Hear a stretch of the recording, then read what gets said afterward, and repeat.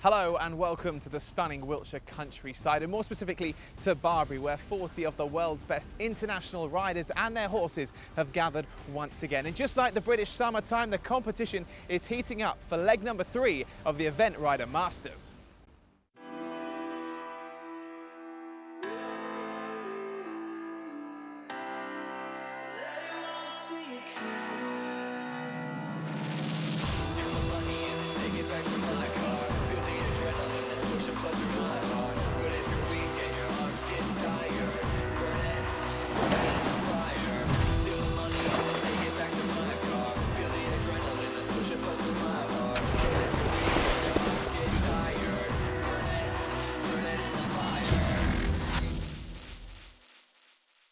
To have you with us wherever in the world you are joining us from. In the studio with me, I'm very happy to say we have Byrne from Equa Ratings and also Mark Ruddock, who is our international dressage judge. He'll be giving us his expert opinion on all of the tests. It is dressage day and we have got a lot to look forward to. But it's not just us here in the studio, out there soaking up all the atmosphere. Let's go and say a very good morning to Michael Kern. Thank you very much, Nicole. And look at this for a view. It is absolutely stunning here, these Wiltshire Hills in Barbury. The arena is set. It's looking absolutely glorious. The atmosphere is going to build over the next few moments or so as we build up to the start of action, which shouldn't be too far away. Nicole, back to you. Well, the scene is very much set, but it is leg 3 here. We've had 2 legs in the series already. Leg 1 at Chatsworth, and Gemma Tattersall made history, becoming the first female rider to win an Event Rider Masters leg. Last time, it was the series expanding into Europe for the first time, and it was Germany that were the hosts in Wiesbaden. Let's take a look and remind ourselves of just how it unfolded. Day 1 and the dressage took place in beautiful sunshine in front of the magnificent Biberich Palace on the banks of the River Rhine. Young Olympic silver medalist Julia Krajewski and Chipmunk were the first duo to break the sub-40 mark, scoring 36.2. But it was compatriot Ingrid Klimke on SAP Escada who took top spot with an overnight score of 34.6. Day 2 and the field turns its attention to the show jumping. The biggest shake-up of the phase was Julia Krajewski. An expensive 12 penalty points saw her slip to 5th overall. This opened up the gap for Italian rider Stefano Brecciaroli and British rider Sarah Cohen to leapfrog into 2nd and 3rd respectively, following great clear rounds. But it was German eventing superstar Ingrid Klimke who maintained her advantage here in Wiesbaden. One down, but she heads into the final cross-country as our Event Rider Masters leader.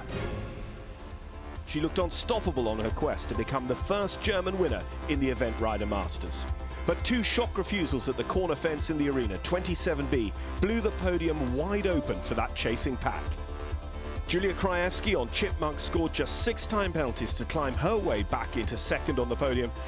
But it was British rider Sarah Cohen on Treason who capitalised, riding the fastest cross-country of the day to become the worthy winner at the 2nd leg of the Event Rider Masters. I'm just in shock. I mean, we came here to enjoy it and to be competitive, but I never expected to win it. And it's just, I'm just shocked. And I was taking a stride out now and again. I didn't quite mean to, but he just gave me a fantastic ride.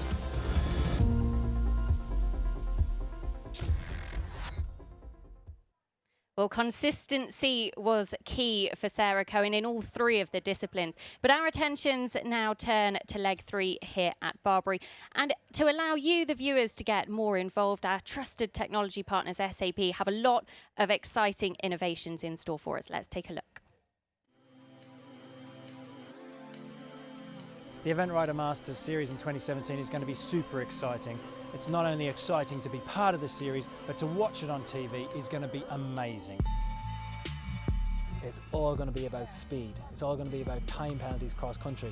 We're going to be going to Blenheim, we're going to be going to Wiesbaden, Jardy. Each of these events all have a different angle. When there's a horse on TV, we don't want people anymore just thinking, that's pretty, we know who that rider is. We want to be able to know, this is where they're averaging in the dressage. This horse is a horse that can make the time. This is a horse that can keep up the show jumps. We want new audiences being able to get that context really early, as soon as they turn on. We have our cross-country tracking devices, which will go on every rider, which will enable us to know how fast every horse is going at every instant in time and watch them on the map so we know exactly where they are in the course. And it just makes it so much more an immersive experience for our viewers. So you're going to know all of those things that the rider is feeling normally. All of that technology from SAP is going to enable the viewer to experience that excitement and adrenaline too.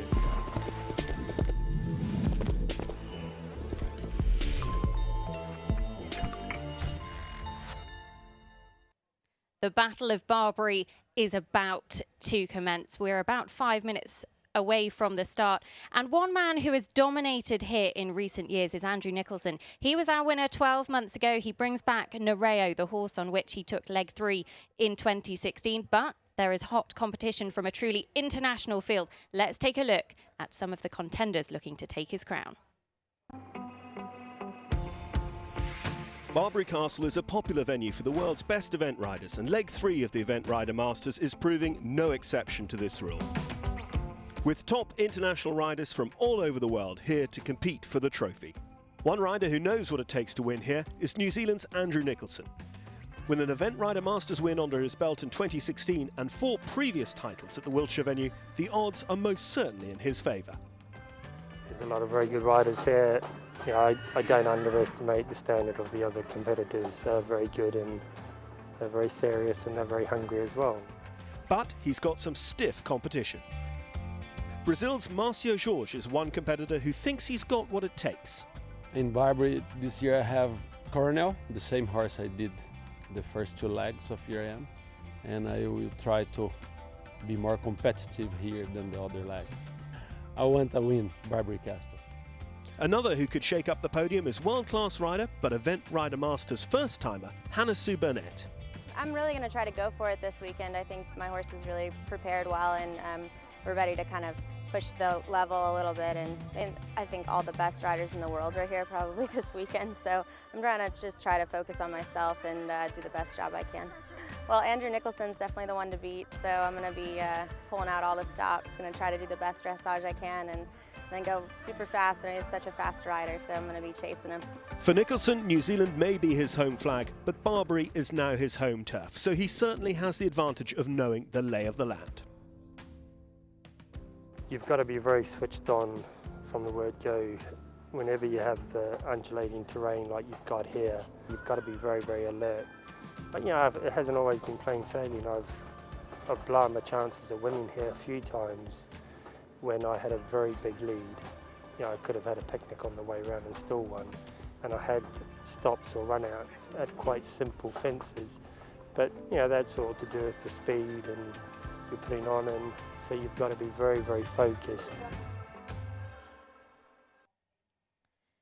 Well, you can't deny Andrew Nicholson's focus, and he is going to be surely one of the hot favourites this weekend. But joining me in the studio is our dressage expert, international judge Mark Ruddock. Mark, thank you for joining us. Just sum up quickly what we can look forward to in the dressage. Well, I'm hoping the riders are going to go in there, attack that test, and get those judges to get those big marks out.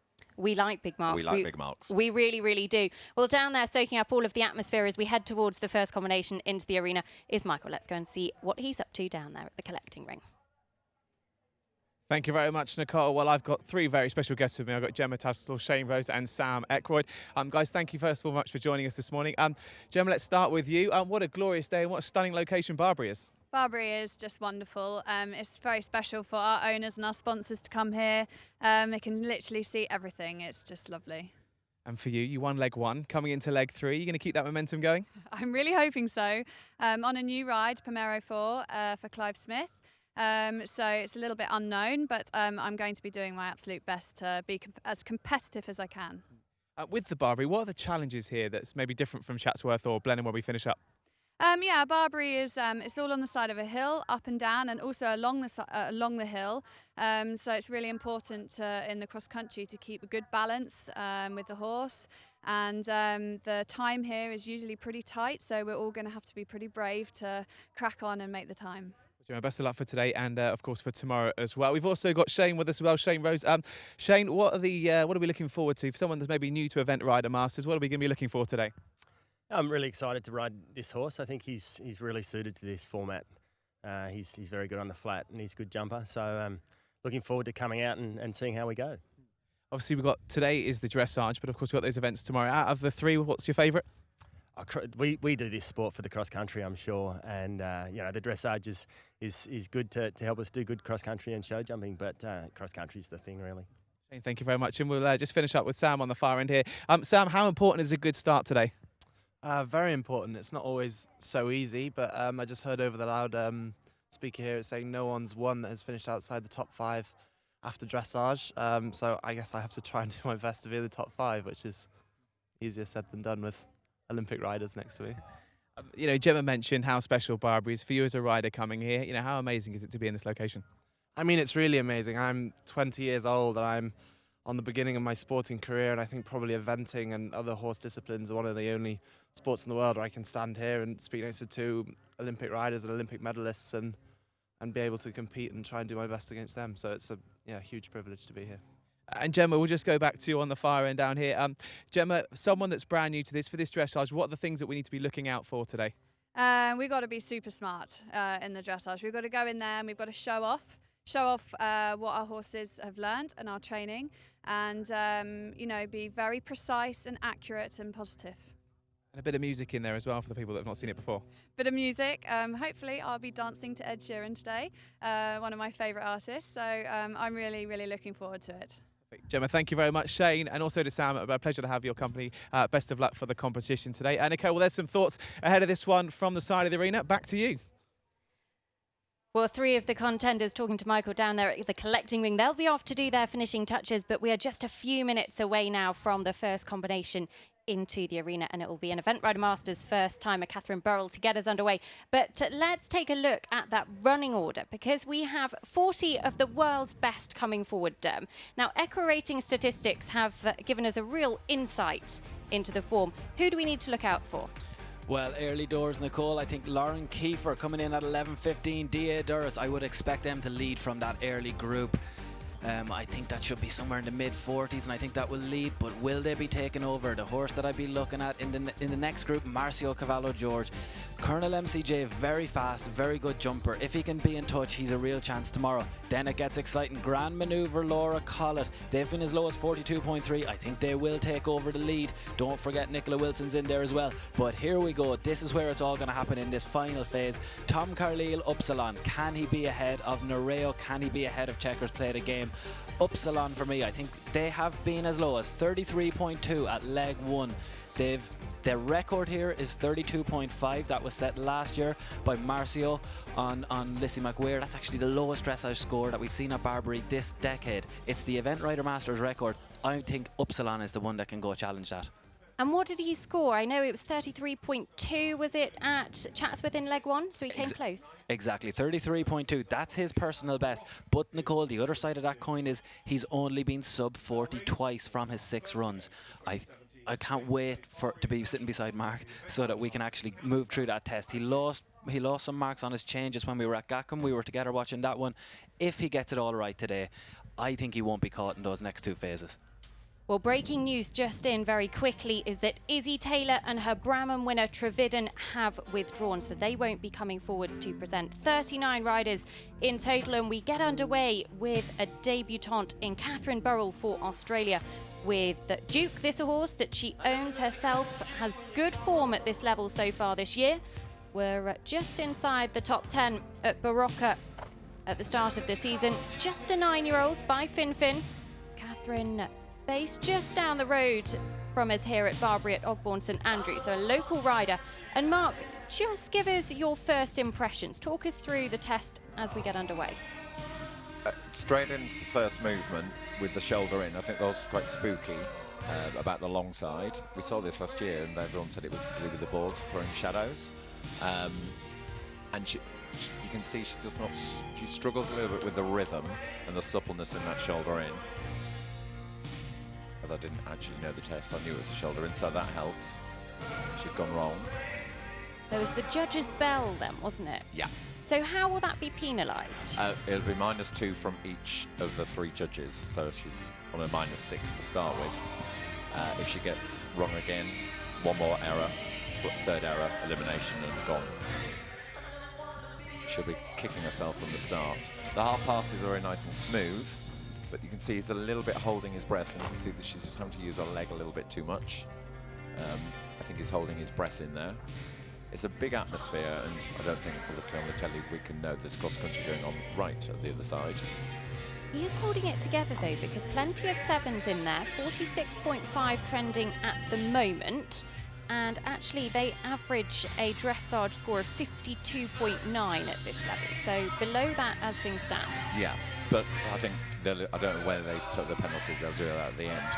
But the horses are a natural, easy mover, but you can see there in that medium trot, he could let go a little bit more. He has a go, and the rhythm isn't clear. He loses the sort of, if you count 1, 2, 1, 2, it goes 1, 2, 1, 2, 1, 2, and then varies in the rhythm. They quite liked it though for a 7s and a 6.5. But you can see the horse actually has got a lot more to come, I think, if he was a little bit more relaxed. There's a lot of walk in this test, which is just the worst thing for these pro event horses. You see that, that's a walk pirouette, which they're not going to like that very much, because the horse, you see, resisted, he opened his mouth. That really shows when the horse is tense in its body. The walk pirouette really will show that the horse wasn't relaxed, and you could see why he then resisted. Yeah, the marks reflected exactly what that pirouette was. You can sometimes see worse than that. Hopefully we won't see a horse stand up, but if they're ever going to stand up, it's normally the pirouette, because they come against the hand and don't want to turn. She'll be quite pleased, actually, the horse is keeping the lid on this walk, and I've now... Curse of the commentator, Mark. Curse of the commentator. I knew as I said it. So unfortunately, the tension there, and then the tension to that pirouette actually ended up better than the first pirouette. But that's going to be very expensive, that collected walk before that pirouette. And she'll be pretty happy to get into Canter now, won't she? She'll be grateful. So, trending around 51 penalties at the moment. See, he's quite spooky. See how he fell in around that corner there. Which is surprising for a horse at this level that's never seen a pile of flowers on their letter, but... There's crocodiles and things in the flowers. There always are. There are. I think, to be fair to Duke, still a 9-year-old, and actually this is only their second ever CIC 3-star. The Baraka test that we're talking about, 52.9, that was their first ever CIC 3-star. Mainly competed at 2-star up until now, so the level just below this, and we've only seen a sub 50 test on one occasion. That was in the CCI 2-star at Liniers late last year, so that was 45.2, but generally we're leveling off at this early 50s mark. That's in around where we'd be expecting, I think. They were here last year as well, again at the level below CIC 2-star, and that was a 59.5. So I think if Catherine can keep it in this low 50s area for Duke as a 9-year-old, I think this will be a successful outing for him. Yeah, and you can see the horse has a lot of ability within his paces. All his paces are good. The walk was obviously tense. The change there they're not going to like, because Duke went before Mummy asked. And again, you expect it of a horse at this age. They start to anticipate the change, and you know they do go ahead of you. But it's the mileage thing, I really like the horse's canter. It's really lovely, easy, supple, clear in the 3-beat. 3. Yeah. And 4s for the flying change. That will drop the penalty score down. 53.2, trending towards the end of her test. But our first competitor in the arena, leg 3 of the Event Rider Masters here at the St James's Place Barbury Castle International Horse Trials. Catherine Burrell making her Event Rider Masters debut for Australia, riding her own Duke. And Catherine, she's been top 20 at Le Moulin at 4-star level, very experienced, and certainly knows her way around the course here at Barbury. Had a good top 3 placing in the 2-star on another ride, Erzan, last year. But Mark, what was your overall impression of that horse? One for the future. Only a 9-year-old? Yeah, absolutely one for the future. That horse has got a big score in it.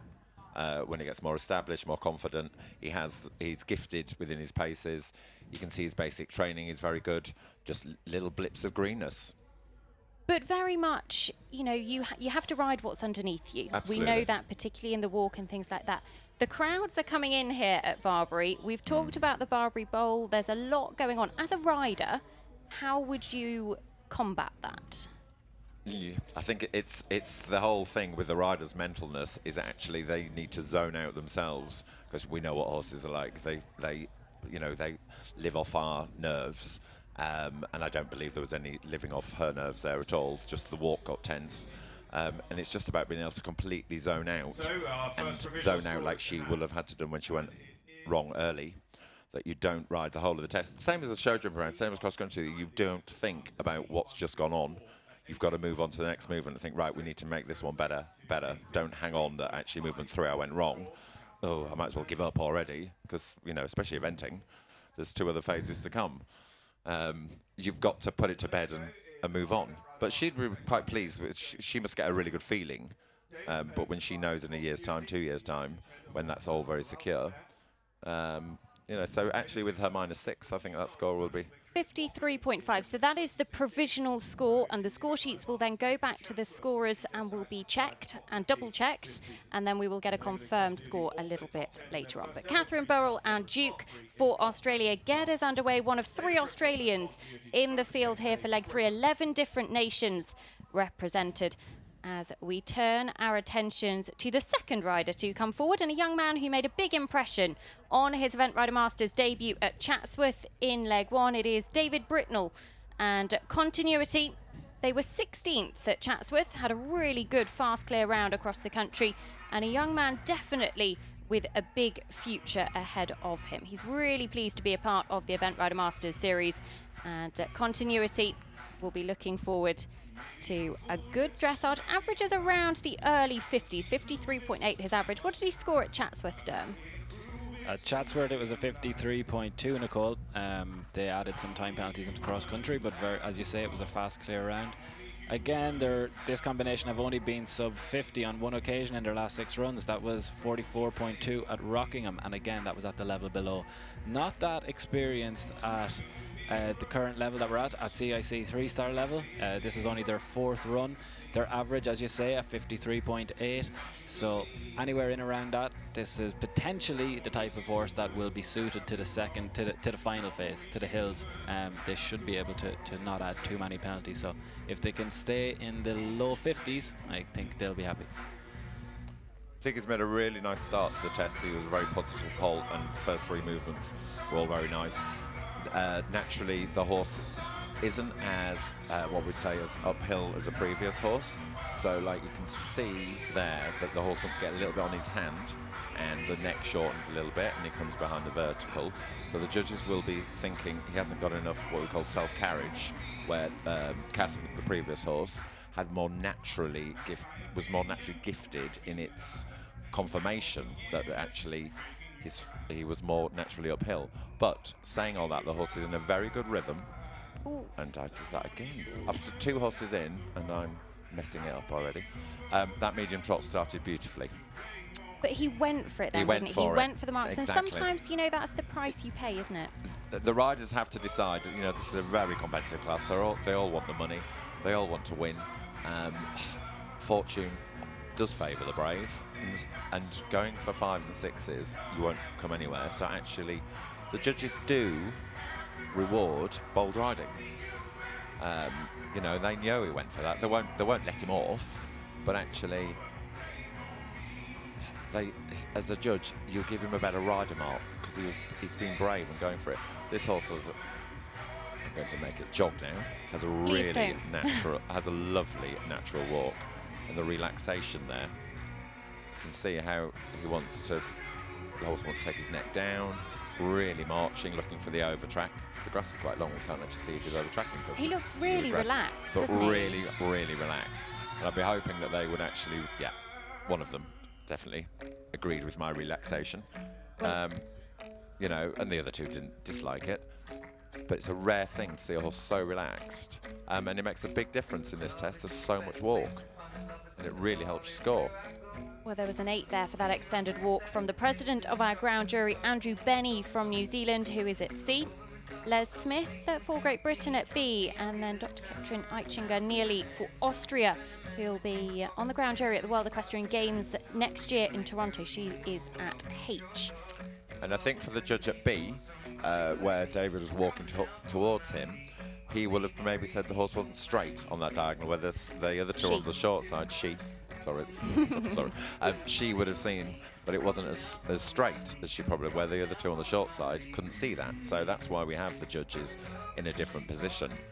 Quite often the B judge is if there's going to be one out of sync with the other two, it'll be the B judge, because they are the ones that are judging the side, and they see the frame. But that is the whole point, that the judges are situated at different parts of the arena, so they see things from different angles and they get a different viewpoint on things. So David Britnell and Continuity, the second combination to go here, leg 3 of the Event Rider Masters.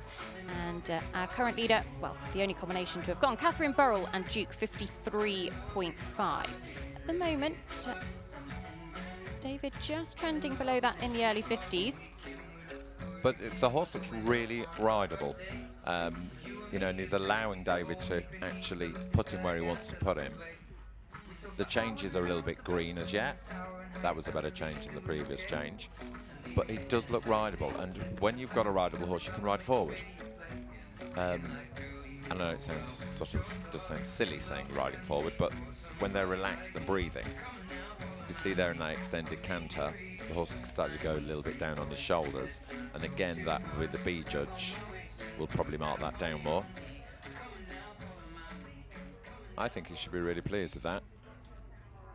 So David Britnell and Continuity, Brad as he's known at home, trending around the early 50s. The collective marks still to come in from our judges. And just talk us through those marks, because they can be really influential on that final score, can't they, Mark?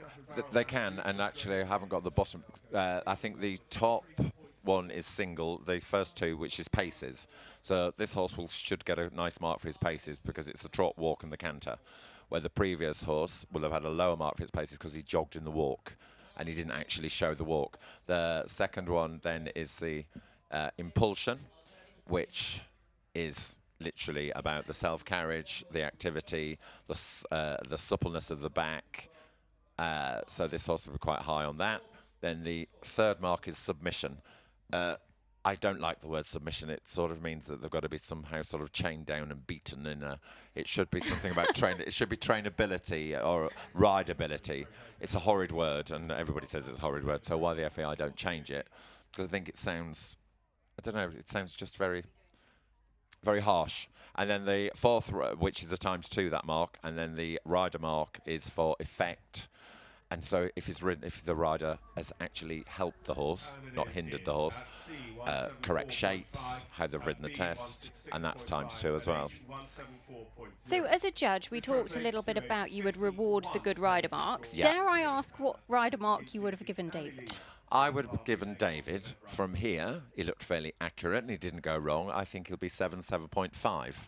Because he had a mistake in the flying changes, so your impression is that maybe if he'd have ridden the canter better, his effect, I didn't see what his score was. 51.0. I didn't see what his rider score was, but so his effect, you would suggest that actually he needs to be more effective to make the canter better for the changes. And would that be his best run at this level, Dom? Yes, Nicole. Yes, you're correct. I do love a personal best. You do. 51, so their previous personal best was at Hartbury last year. So 52.4 is what they had to beat. 51, it's brilliant when riders come in and deliver personal best in this atmosphere and on the big occasions for them. They want to be doing their best. To be doing it on an Event Rider Masters leg is always special. So yeah, he'll be really pleased. But it's where we expected, low 50s. Good. So David Britnell, Continuity out in front as things stand on 51.0 as a provisional score. We now turn our attentions to Indiana Olympus for Great Britain, making her Event Rider Masters debut with Billy Brogue. And this horse owned by John and Jenny Curtis, a 9-year-old, one of 7 9-year-olds in the field, by the wonderful Grand Prix show jumping sire Billy Congo, of course, campaigned at the highest level by William Funnell. So holds that Billy prefix, and this is a combination that completed Houghton at this level. Had a problem out on the cross country, so 20 penalties on that occasion, but they've been clear at this level. Number of top 20s at 2-star as well. And Indiana makes the journey here to Barbury from Pulborough, West Sussex. Well, unfortunately, the test started a little bit dramatic. He was a bit crooked, and then when she asked him to move off, he sort of had a little bit of a, please don't put your leg on me, and kicked out at her. So, and this is then just running through unfortunately, the first 4 movements of the test, where the horse is very touchy about her leg. So when she went to ask him to half pass, he was like, you can take your leg off me. Do you feel a little bit as a rider that you're sitting on an unexploded bomb at that point? And she'll just be thinking, if I could do rising trot, everything would be so much better. Because when the horses are tight and tense, the last thing you would choose to do at home is stay sitting. You know, you would actually get off their backs and relax. But to be fair to her, like there, she had that medium trot, and she thought, well, maybe he will go and breathe.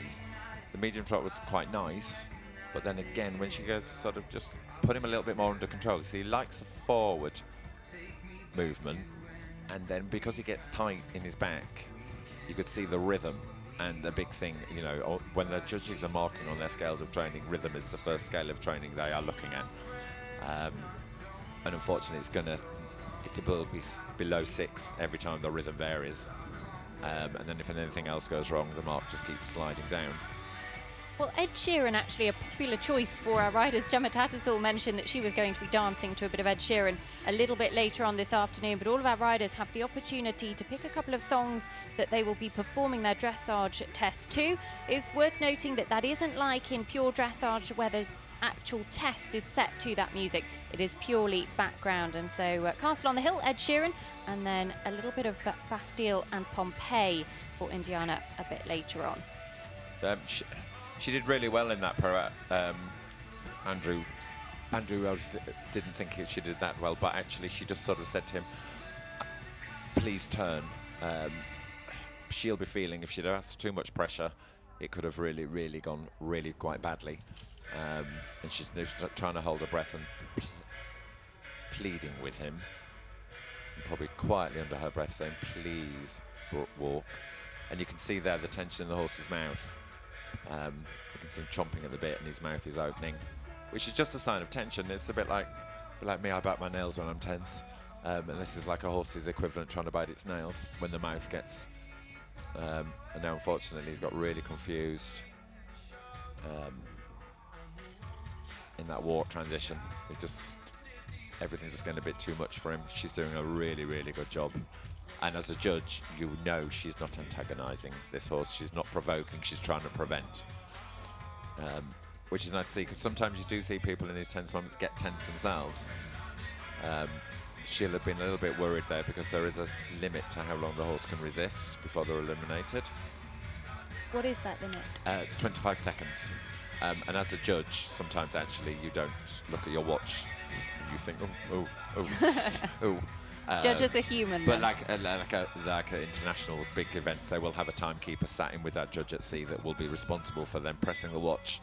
You know, at the Europeans, Worlds and Olympics, there'll be somebody that will press a watch, a timekeeper, and say overtime.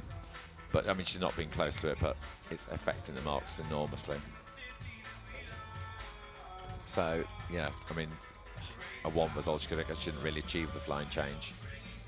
Oh, and now he's done 1. It's a very nice change, but unfortunately he's meant to be keeping the counter-canter. So the counter-canter is when the horse remains on the leading leg, so actually he's cantering around on the wrong leg to all intents and purposes. And the sad thing there was when she actually went for the flying change, he wasn't as good as the one he chose to do over himself. Still just a 9-year-old, Billy. I mean, I think it's probably worth mentioning here that this is very much going to be a blip for him. It's certainly a day to forget. You know, it can happen, but just looking at their previous form, they're only 9, not that experienced at the level, only 2 CIC 3-star runs, but on both those occasions they were in atmospheres, Burnham Market and Houghton, and they were mid-50s. So while today might be a day to forget, a learning experience, I would very much think it looks like a blip rather than anything else. And she was really sweet there at the end of her test mark. She really took the time to say, no, it's okay, you're all right. Yeah, she did, because actually, although it's not the greatest day for her and the greatest day for the horse, actually he has to leave not with a bad impression. So actually she's, you know, said to him, we've got there, we've made it, nobody died. you know, we will live to fight another day. So the horse actually goes away with a fairly nice mental experience rather than her having a tantrum with him. One for the future. Well, David Britnell is our current leader, 51.1. His score is confirmed as, and he is down talking to Michael. Thank you very much, Nicole. David, 51.1, happy with that? Yeah, definitely. Improvement on Chatsworth. The horse was easier to ride today, and the atmosphere seemed to be more manageable for him. So yeah, pleased. What's it like for you here riding at Barbury? It's our third time now, and we always try and come every year. And it's a wonderful place to be. You can see the whole lot, and the atmosphere is wonderful, and it's just really well run and super track. Mentioned that 51.1. How does that tee you up for tomorrow? Because cross country is your favourite, isn't it? It is, yeah. The jumping's always a favourite, but you get the dressage done so you can go and play. Yeah, happy with that. You always just want to go double clear now, inside the time, and then that should be, it should be fairly competitive. Everybody else has got to do their part now, so yeah, happy. David, thank you very much. Best luck for tomorrow. Thank you very much. Cheers, guys. Well, he was 16th in leg one at Chatsworth. David Britnell there, one of the younger riders in the field. And we now turn our attentions to France, and it is Pascal Boutet, Paul Devon, owned by the rider alongside Laurence Gobier. And this is a combination that was second at Montelibretti in the CCI 3-star earlier on this year. Have had some good results over the last few years as well. Very experienced, 14 years of age now, by Garrosh de Quincy, the Celle Francais. And they'll be the first of the French combinations to come forward. And the French have had some good form here in the Event Rider Masters Series. Astier Nicolas won the first ever leg last year with Piaf de Bonneville at Chatsworth. And of course, Tom Carlyle took the final leg last year as well, Upsilon. We'll see them a little bit later on today. Looking at the stats, Nicole, looking at the data, I'm not sure that Pascal's going to challenge even David's 51.1. I don't think that they'll be able to take over here. Their last time out 47.1, but at the level below. So you tend to be somewhere in the mid to high 50s. 14-year-old now. This is their 5th CIC 3-star. Their average is 58.8. If they can be low 50s, so they've started off in that low 50s area. If they can keep this together, Mark, and this is going to be one for you to talk through, if they can be sub 55, I think they'll be happy. Yeah, I think how it started, I don't think that's going to be happening, unfortunately. There was a lot of tension on that centre line. And you can see, as the previous horse, the Billy horse, the mouth is opening a lot. So that's just indicating to the judges how tense it is. And you can see Pascal, it's not that easy to sit on because the horse is actually quite tight in the back. And they don't let you in. And it's like trying to sit on a tabletop rather than actually you should feel you're sat on a sort of a trampoline or a waterbed, something that actually absorbs the movement. And then again, that's, Pascal will be thinking, I'd like to do a little bit of rise and trot. And underplayed the medium trot there, but stayed in a nice rhythm, so actually the judges rewarded it quite nicely. And again, here in that medium trot, you can see that the horse actually is relaxing now and actually had quite a nice bit of ground cover. You would want the horse to actually have a bit more from behind, a bit more uphill, but actually I think that'll get a good score. But then unfortunately, we're in the walk, and you can see a little bit as the horse hit the walk. The rhythm isn't always clear, and we're not always staying in a clear 4-beat sequence, which is what the judges are really looking for. And if the horse loses that 4-beat, it will go below a 5, and that pirouette there will get a low mark, because actually it was just more like a circle and a turn rather than the horse actually going around like a dinner plate. But they actually quite liked it, actually. I think maybe because they haven't seen many nice ones this morning, so these judges do seem to actually, when the horse is doing something quite nicely, they are rewarding it. And it's really good, that shot there. You can see the horse drawing its tongue back on the bit, opening its mouth, and actually there was no actual tongue visible because the horse is trying to get it behind the bit. That was a nice shot that we could see that. So the judges and that judge at the side B will have seen the mouth opening and the horse sort of and it maybe even grinding and making sort of squeaky noises, which they won't like. And it'd be this transition there that was very, very cleverly ridden. Pascal sort of said, could you please maybe canter? So they would say it wasn't quite direct. Yeah, and they noticed. But you can see now, unfortunately in this test, you don't get very long. You're in canter, and then you got to try and do this counter canter onto the wrong leg. And then unfortunately the horse changed. So the score is going to be quite low. And he's just doing a very good job. You just see that score just went from 53 to 57, as you said, and that's a key. This is a key moment now. You see the change has really cost them. Those low scores, 3, 2, and 4, they've really brought down the score. We've moved it towards 60.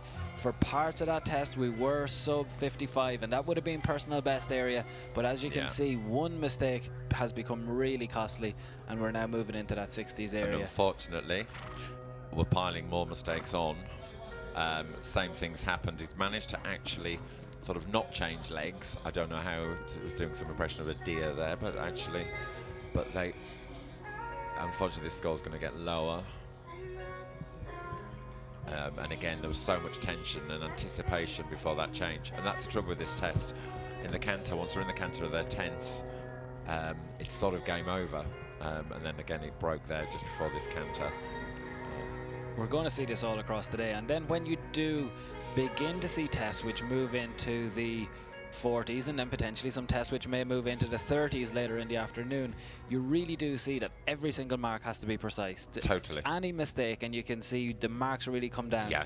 I mean, it's like a sort of game of dominoes. So completing a test, Once one movement goes wrong, and in this test, it's so interlinked. One's previous movement goes wrong, and then it leads into another one, and it just dominoes your score, and it just snowballs into a penalty nobody wants. Gemma mentioned it when she was talking in the interview before about the precision, and that is really what we're talking about. It's the precision, but you quite often get riders come in and go, I'm going to be precise, but they back off the gas. Okay. So they go around everywhere in sort of third gear, and actually it's dull. So we need expression, and that's that fine line between actually riding a powerful test, but the edges that it could go wrong. It's a tough environment, and it is a tough atmosphere in there. We've seen that already. Billy Brogue didn't make Indiana Olympus's life terribly easy, but she did a great job on keeping a lid on it, and she is talking to Michael. Indiana, 77.3, maybe not the ideal start you would have wanted, but how was it out there? It was a little bit tense and sort of uptight, so no, it wasn't a great test, but it's our first time, and sort of just learn from it and go to the next one, hopefully a bit better. Obviously, it's only day one. We still got day two tomorrow. What does maybe tomorrow's event suit Billy Brogue a little bit better? Yeah, I mean, he's been to Barbury 3 times, I think, and he loves it here.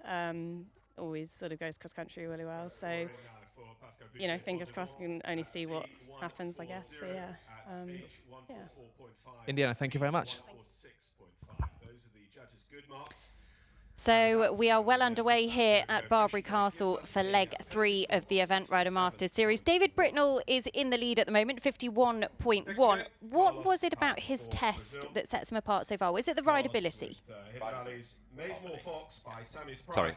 Harmony, rideability, it goes hand in hand, and then you can get the marks. Well, this next combination, one to watch in terms of the series, because he is a man who's contested both legs in the series so far, and it is the Brazilian Olympic rider Carlos Parry comes forward with Hidden Valley CP's Maismar Fox. And actually, Calcourt Landline, his ride in the first 2 legs, was 12th at Chatsworth in leg 1. Actually withdrew before the cross-country in leg 2 in Wiesbaden. But he is a man that has an eye on the series, and points here would be very, very positive for him.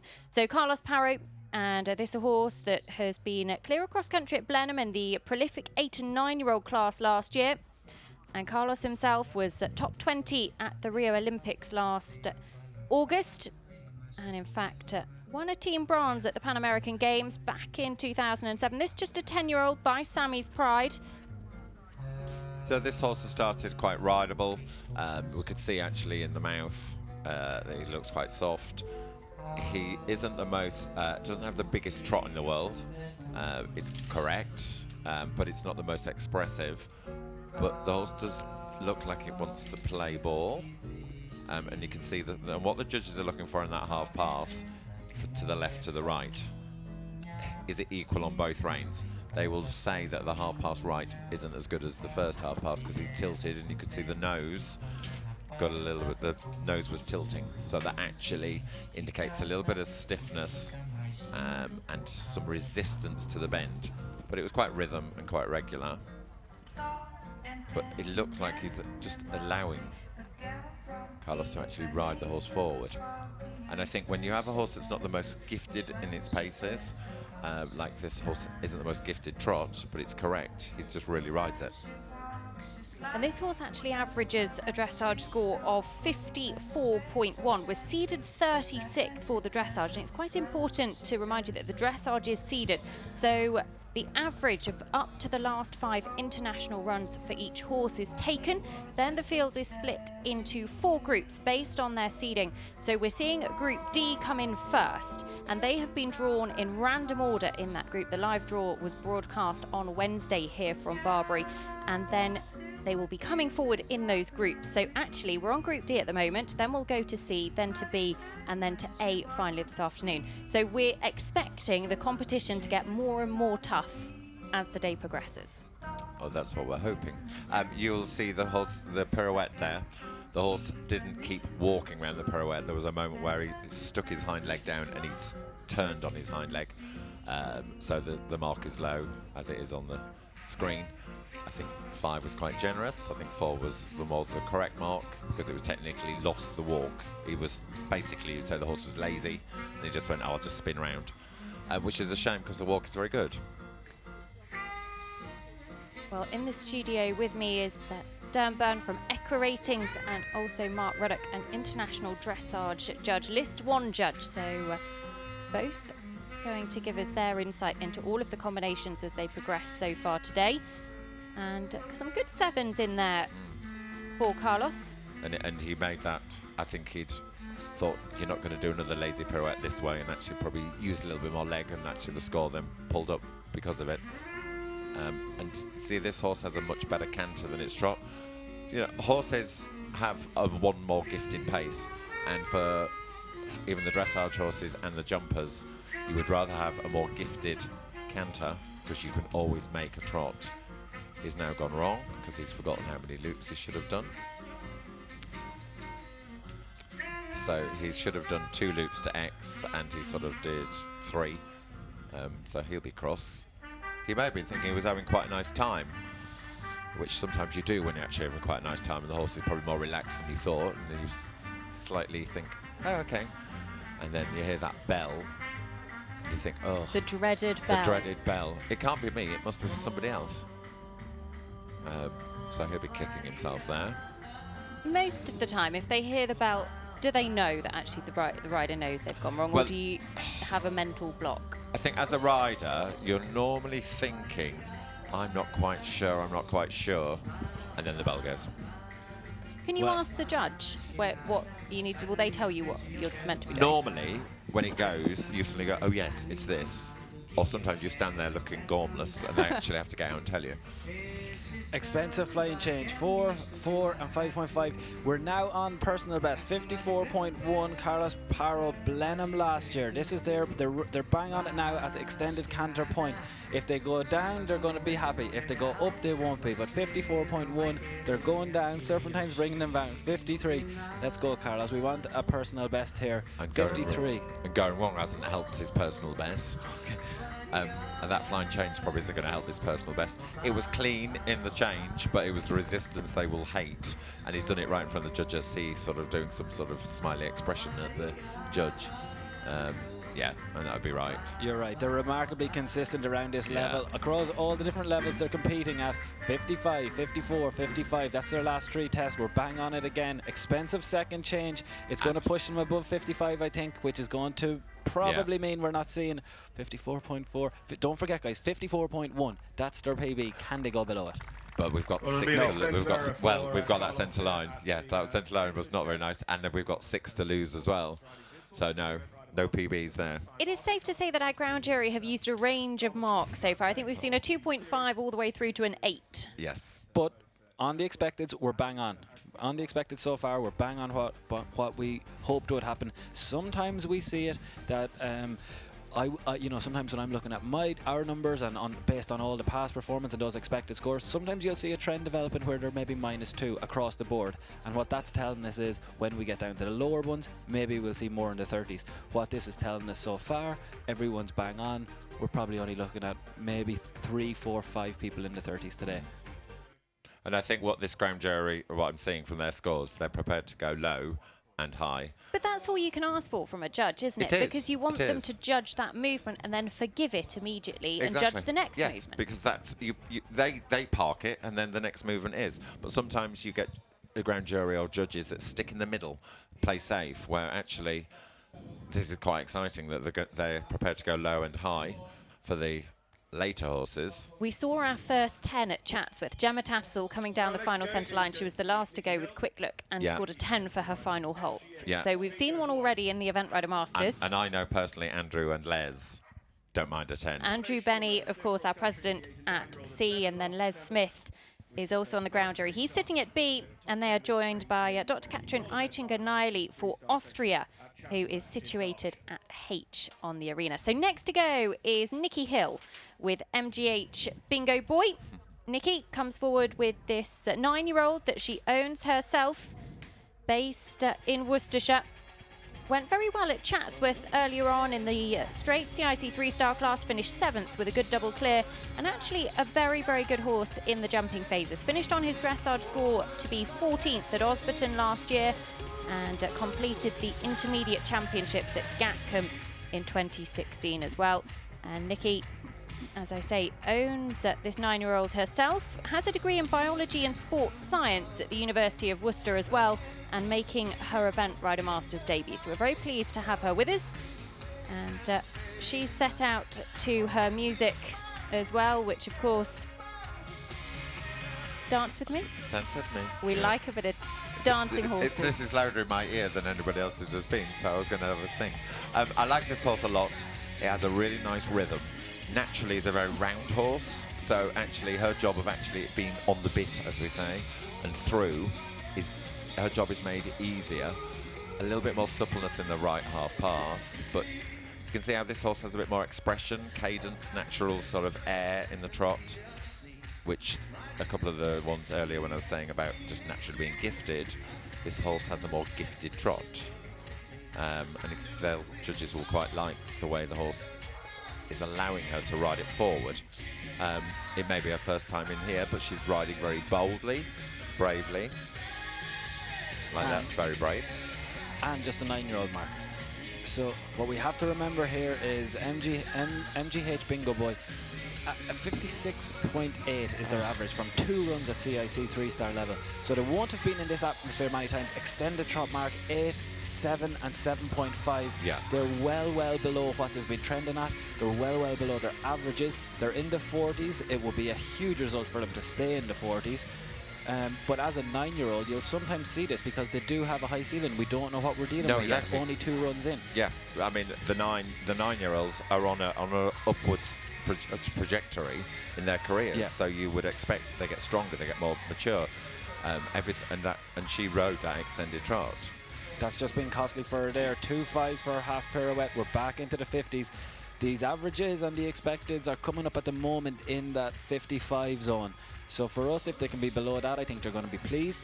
But that's just taking them out of the 40s. Yeah, and actually this walk is not going to help her, because actually, as that camera shot showed there, you could see the horse was tilting and sort of against the hand, and that B judge will have seen it wasn't the most attractive picture walking towards her. So actually this horse has got tension in the walk, but it had such much relaxation in the trot. So I was surprised about this walk tension. So hopefully he'll now canter. And you can just see he's just having a few issues against the contact on the turn there. And like he's just getting a bit against the hand. And he's having a bit of a row with her, saying, I don't want to be this supple. Well, if she can come through this little row and keep it in this 52 point, she can. We're going to see how will that affect the marks? Just a little bit. Yeah, I think I'd be down to the 3s, I would think, because it was very against her leg. It was Oh no, it's false. exuberant. Okay. Yeah, they obviously quite enjoyed the exuberance. Yeah, so that was correct. Well, we're still sub 55.7. MGH Bingo Boy. That's the 3-star PB for this pair. Now, I'm saying that, but I'm warning. There's only been 2 runs so far. Right. So it is. You've got to take those kind of personal bests with a little bit of a pinch of salt. But it will be an improvement, and that's the thing to remember. 55.7. If they can be below that, it's an improvement, and that's all you can ask for from a 9-year-old coming into an atmosphere, coming into a big day like today. Yeah.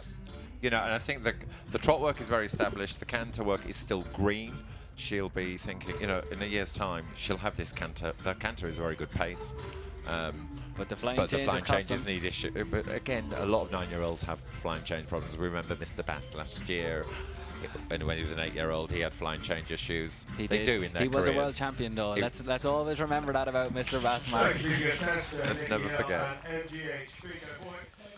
So Nicola Hill, MGH Bingo Boy, making her Event Rider Masters debut. She owns this 9-year-old herself, looking somewhere about the mid to late 50s. A couple of costly problems in their test, but actually, as I say, this only a 9-year-old, and no doubt they will take the atmosphere from Barbury and look forward to the jumping phases tomorrow. Captain Mark Phillips, the course designer here at Barbury, and still plenty more action to bring you well into the second half of the first session of dressage, and we've Lauren Kiefer for the United States of America coming up next, making her Event Rider Masters debut. She'll be followed by Ludwig Svennestal.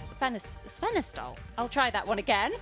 For Sweden, followed by 2 British riders, Michael Jackson and Beanie Sturgis, before the first break of the day. So 57.0 for Nicola Hill and MGH Bingo Boy, and she goes into 3rd. But still out in front as things stand, David Britnell and Continuity, looking to improve on their 16th place finish at Chatsworth in May. Well, Michael is down at the collecting ring, and let's go and see who he's caught up with this time. Got Pascal with me. Pascal, how was that for you? Carlos, sorry, totally my fault. Apologies. Carlos, how was that for you? Yeah, no, he was good. He's very inexperienced at this level, so he some of the movements caught up with him a bit. But yeah, no, hopefully he'll be good for the future. And a 57.1. You pleased with that score? Yeah, as I meant, it's just a few movements that he could have done a little bit better, and the score would have been a lot better. But it is averagely what he's been doing anyway. But as I said, it's only his 3rd time at this level, so he struggles a bit with the flat, and I think in the future with a bit more work he should be able to do a better test. And tomorrow, what's the strengths going to be? Is it going to be the jumping or the cross country? He's both very good. He's a very good jumper, good cross country, so yeah, hopefully he'll climb up a bit. Carlos, thank you very much. Appreciate your time. Thank you. Cheers. Well, making her Event Rider Masters debut, Lauren Kiefer for the United States of America, and she comes forward with Debbie Adams and Jacqueline Mars's Diodurus. And this is a horse that she only took on the ride at the start of 2016, but Lauren, very, very experienced, ridden at the highest level of the sport. And this is the combination that EquiRatings think will be leading this first session of dressage. Yeah, I think this is the one that's going to lead, and looking at that, that's a good start. Happy with that. As you say, Lauren, hugely experienced. She's over from the US, one of their top riders, and rightly so. 33 CIC 3-star runs for Lauren. Diodurus, just 4 CIC 3-star runs. They're averaging from those 4 runs 54.9. But, and here's the but, if you look at their last 2 runs, 45 at Bramham. That's not an easy place, and that was in the CCI 3. And then at the level below, 46.9 CIC 2. We're sitting on a 40. Mark, I'm looking forward to you talking through this. There's good marks coming in here. We're actually sub 40. I don't think we'll finish sub 40, but as I said, I do expect them to finish in that mid to high 40s, we think, which would put them as the leader from this first phase. it from the start, you can see the rideability from the horse, how he's allowing her to ride forward, how she can actually sit on him, and it's all very supple and easy and clear rhythm. The horse is very supple laterally. You can see in the half passes, he's got some nice marks. You know, this is the crux of the part of the test. So for the relaxation test, is this walk and the pirouettes. He looks really settled in the contact. You can see his ears aren't completely looking out to the cross country.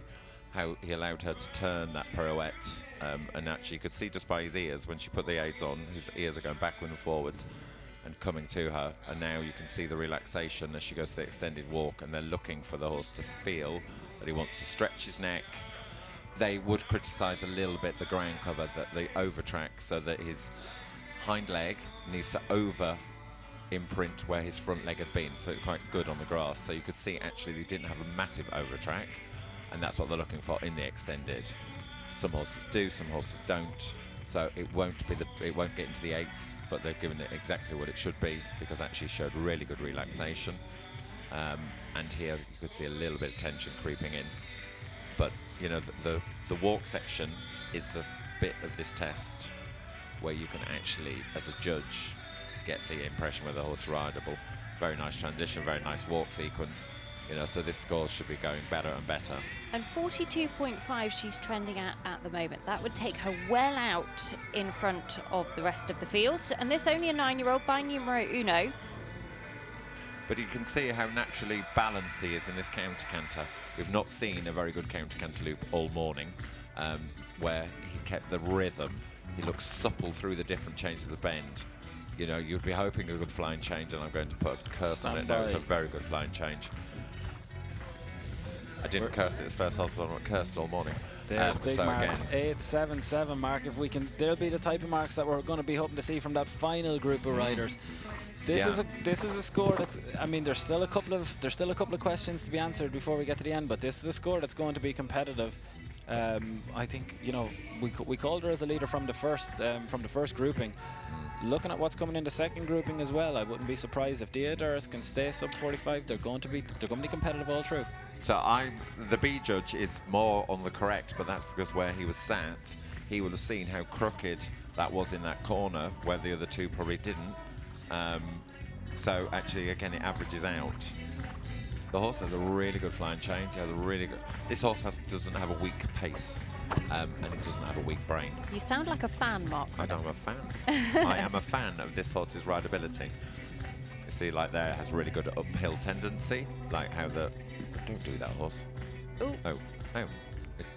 Well, a costly final flying change, and costly coming to the end of the test. There we go, 48.2, and we still have some paces to come. We still have collectives to come. So like that extended canter was worth 8 or a 9 for the quality. Just unfortunate in the transition back that he saw something probably in his eye line as he returned. A few of them have been quite tense. I wonder if that's quite spooky into that corner. So we would expect perhaps the collectives to drop that score more around the mid-40s? Yeah, because the submission mark in the collectives, that's probably going to go down to 5.5 or a 6, depending on how harsh they want to be on it. I would hope they wouldn't, because actually it was more of a wasn't a resistance. It was more of an atmospheric resistance rather than a training resistance. So Lauren Kiva ranked number 25 in the world with Diodorus. She's based over here in the UK for the summer at Mike and Emma Winter's yard. And we'll get a provisional score for her. We're thinking around 48.4 as things stand at the moment, but let's go and catch up with Michael in the collecting ring.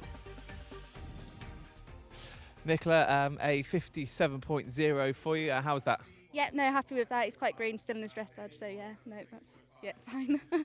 What's the arena like here in Barbury? It's spooky. There's a lot to look at, but actually didn't really get his concentration off, so yeah, no, it's good.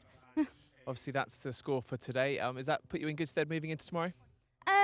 We're not going to be up with the best, but we don't expect to be, so no, we're happy with that and just enjoy it tomorrow now.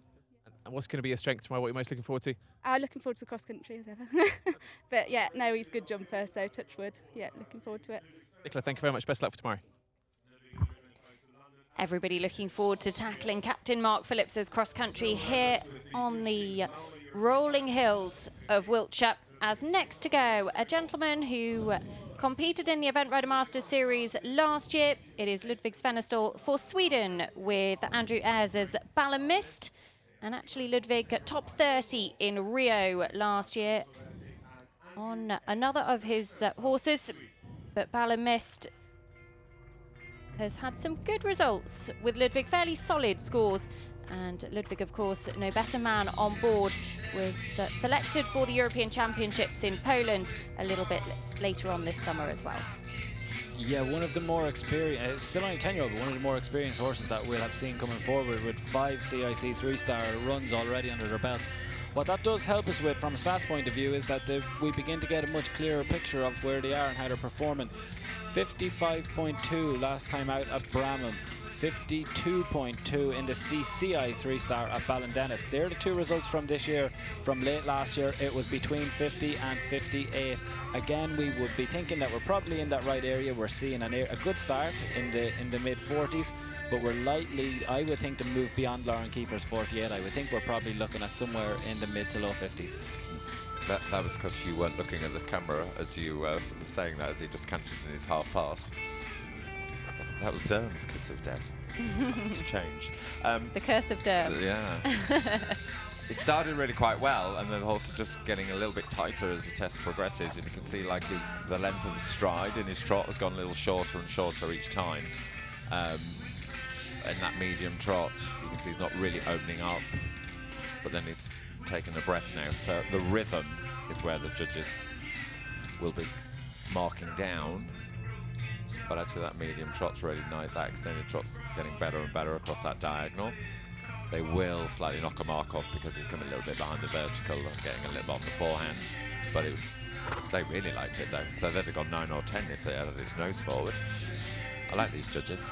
He's a very elegant rider, Ludvig, isn't he? He is. I'd like him to have a hairnet or do something with his hair, but he's a very. It's those long.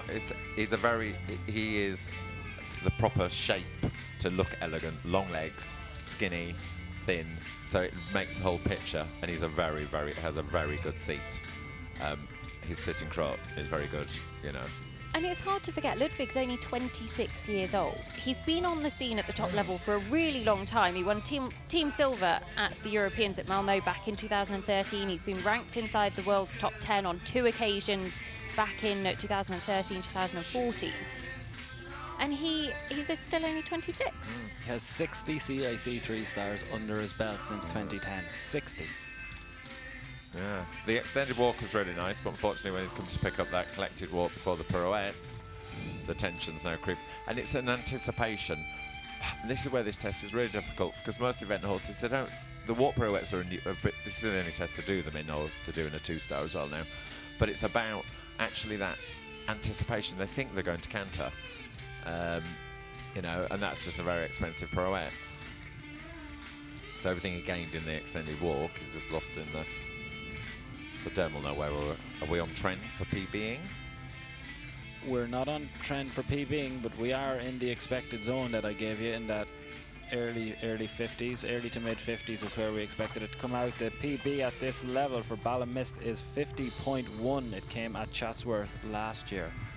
So we still have to see them pick up a couple of marks. Actually, not going to with that change. Would it be fair to say people have been losing marks so far rather than picking up marks in the last 5 to 6 movements of the test? Yes, exactly. And I think it's probably a bubbling tension that actually the horses just can't cope anymore.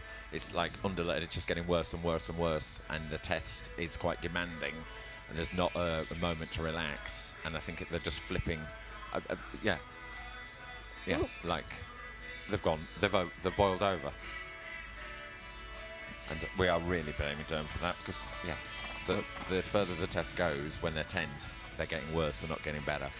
Well, this is where a rider of Ludvig's experience is going to try and help, you know, to help him home.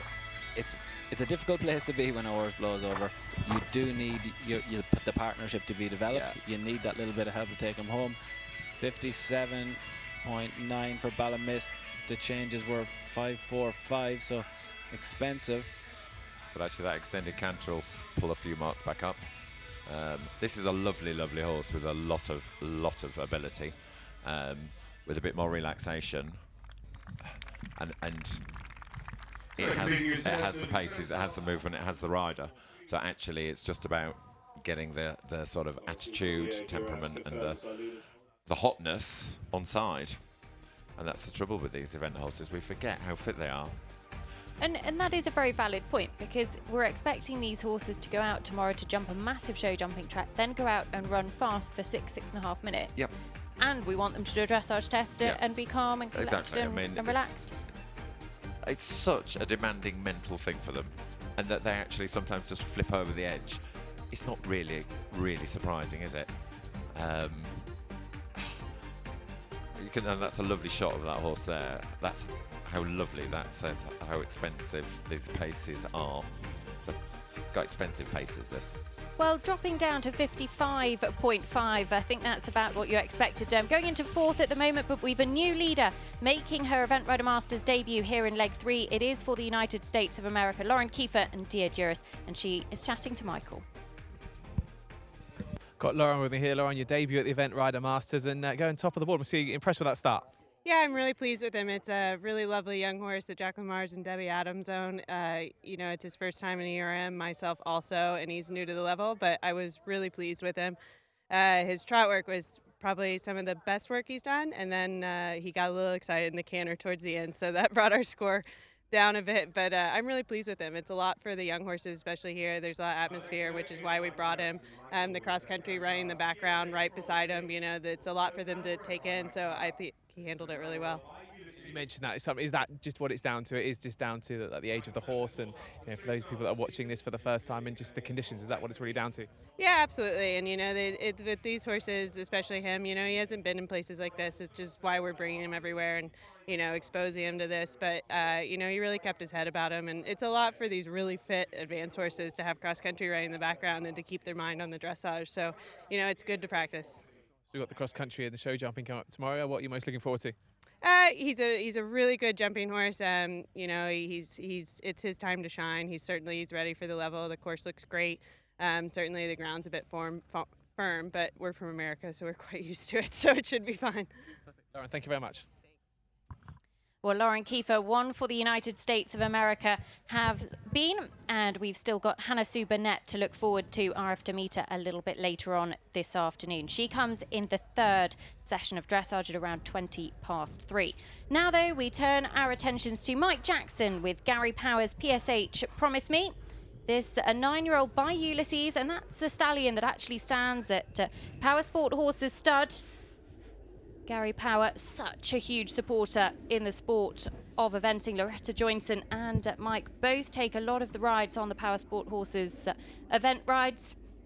And this definitely one to keep an eye on. A 9-year-old, one of 7 9-year-olds in the field. He's a graded stallion himself and was top 10 at Hartbury in the CCI 2-star last year. Recently stepped up to this level and has had good cross-country form at both of his runs at Bramham and Chatsworth.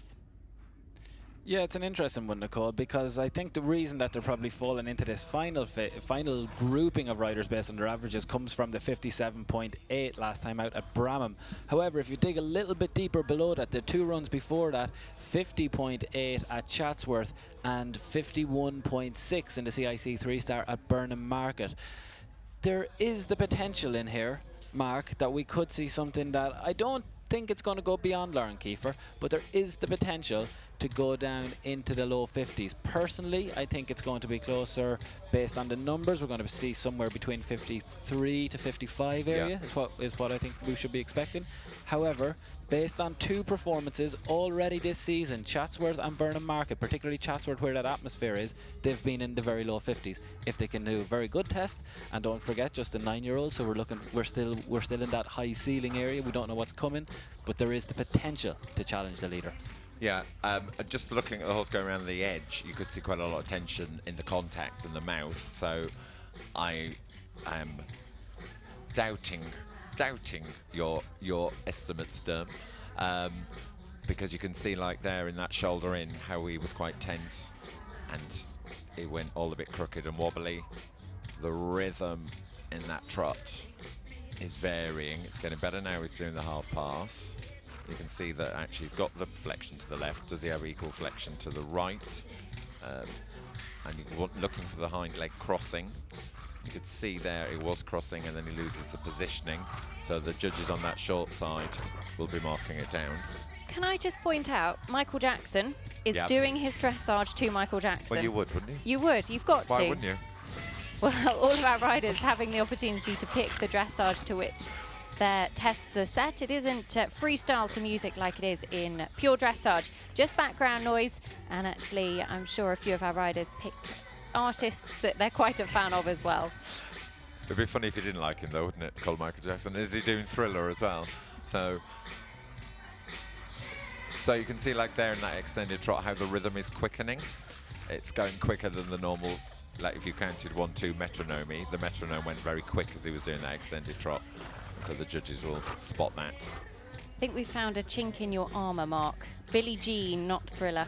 I don't like Michael Jackson. Oh. The singer. Not this one. The singer. You like this one. So Michael Jackson, PSH, Promise Me, riding for owner Gary Power here at leg 3 of the Event Rider Masters at Barbury Castle.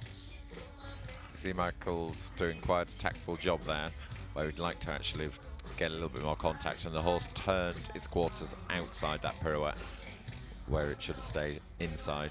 So the judges will mark that down because it actually came, the quarters swung out. And as anybody that's been a ballerina knows how a pirouette should look like. The walk is staying, I said the walk was staying in rhythm, and as it did, it then lost the rhythm. And then there's sort of tension creeping in here as he comes back to that collected walk. And so we can see the tension, and the horse should be flexed a little bit to the inside. But when Michael said, could you please flex a little bit to the inside, the horse had a little flick at the contact. I don't really, would rather not. And I think you can see the more experienced riders, how they deal with their horse's tension, how they ask and suggest, you're going to this, can we come to an understanding? It's like a marriage, isn't it? It's like a marriage, it is, yes. It's called mind games, I think, isn't it? Well, you know. Just keeping hold of that counter canter on the Serpentine. PSH, Promise Me, and Michael Jackson. Only a 9-year-old, and this will be one of the biggest atmospheres this horse has competed in. Trending around the late 50s as things stand at the moment. Our leader, remember, Lauren Kiefer, or the United States of America, 48.0. But you can see the horse, I mean, the horse is really talented, has beautiful paces. It's a beautiful looking horse, very naturally conformation, but it's a stallion, so actually that's probably why he is a stallion, because actually people don't have stallions that have poor conformation, because you're looking to breed from them. Michael's doing a very good job here of actually just keeping a lid on it. And you can see he sort of says, and then he lets go, and then says, then he suggests we're going to turn here, rather than shouting, because I think if the shout came, the stallions are quite a tricky little guys,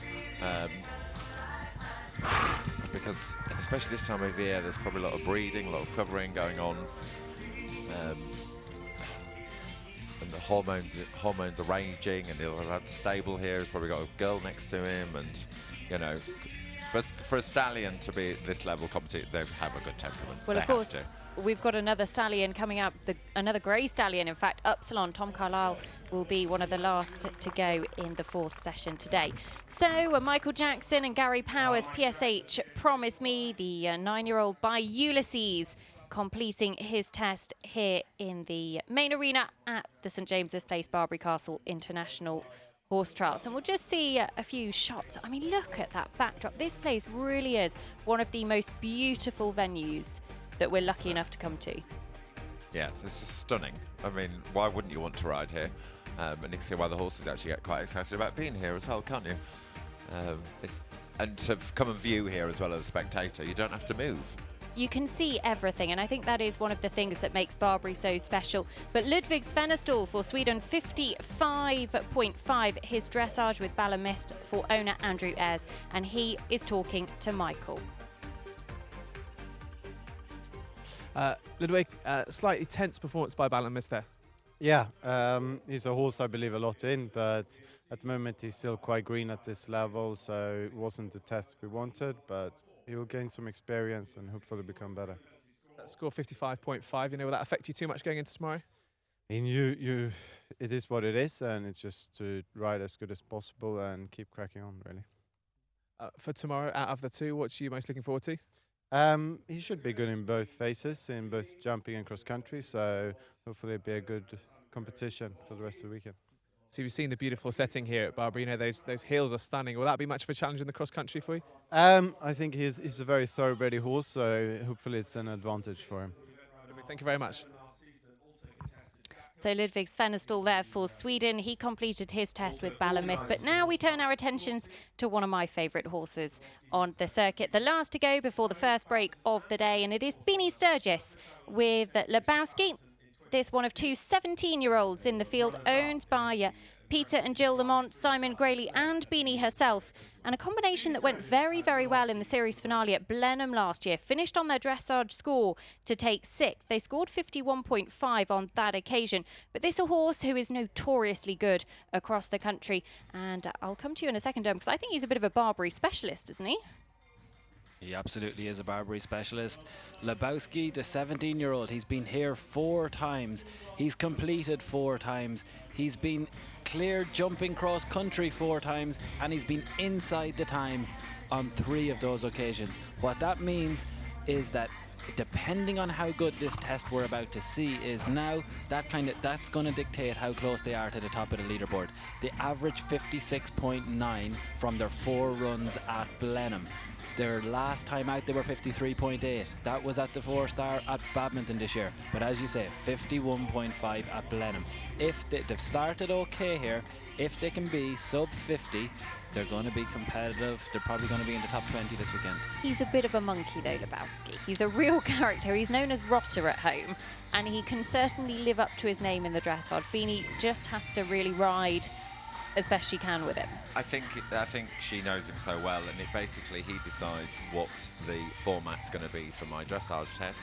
I think he's in sort of a middle ground. You could see in those half passes there. I've got a bit of a claim to fame for Lebowski. He has dispatched none other than Pippa Funnell and the Olympic medalist Daisy Barkley.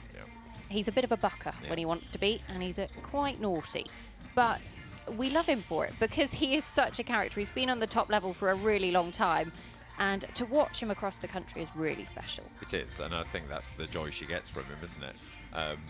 But I think today he is on the edge of boiling over. You can see there, and he's making little mistakes in every single thing he does. Like he lost the rhythm in that medium trot. He had that tension in the half pass. So his scores, and the walk is going to, and the walk is not fantastic. There's tension there. He's having trouble with the rhythm. And just the sort of, and then this pirouette really shows if a horse is actually going to play ball when they ask it to turn. And his answer is, sort of. No, yeah. So then you saw the tension at the end. So it's going to be quite expensive. They're sitting on 56.9, so that's their average from their 4 previous dressage tests in the CIC 3-star at Barbury. So they're going to up or down from here. One thing to remember, well, they've gone up. That, as you say, Mark, that the half pirouette, it is a movement which can be unforgiven if you're not able. Yeah, if you've got tension, it's gonna just like put egg all over your face, which it did with him. And we still have those difficult movements to come, as we talked about all the way through. If there's tension there, those last 6 movements. I've seen him do this at badminton before. He snatches. So talk us through what's happening here. Right, so basically as she came to then get that pirouette, he's like, you are not going to get hold of the bit, and you can see how he's trying to snatch. And as long as he doesn't jump out of those boards, he won't be eliminated. So as she went to try and turn him, he's just snatching like some naughty little child's pony, saying to her, "You're not having the contact." And she's just sort of faffed away and somehow managed to turn around in the direction. So they'll be disputing whether they're going to go 0 for that pirouette. We'll see shortly. And this is why his nickname is Rotter, because this isn't a young horse. This isn't a horse that is learning his trade for the first time. This is a 17-year-old who's competed across all the levels of the sport. He's competed in huge atmospheres before, but he's a horse that decides. I think it's his mood. But I think whatever his mood is, he always comes out and jumps. It's his whether he wants to even play ball in the dressage. He's having a nice day out. I don't think he really cares whether he's been naughty, because actually Ned's going to jump. But today he's having a lovely day out. And she just is a really good. She knows him so well, and just she has to laugh it off. Yeah. But as I said, there's been a lot of riders that haven't. Well, I think this partnership is well developed. I think she knows that it's hit or miss what's going to happen in this phase. But let's go back to the idea of the triathlon, because it is a 3 phases sport, and that's what makes eventing so special.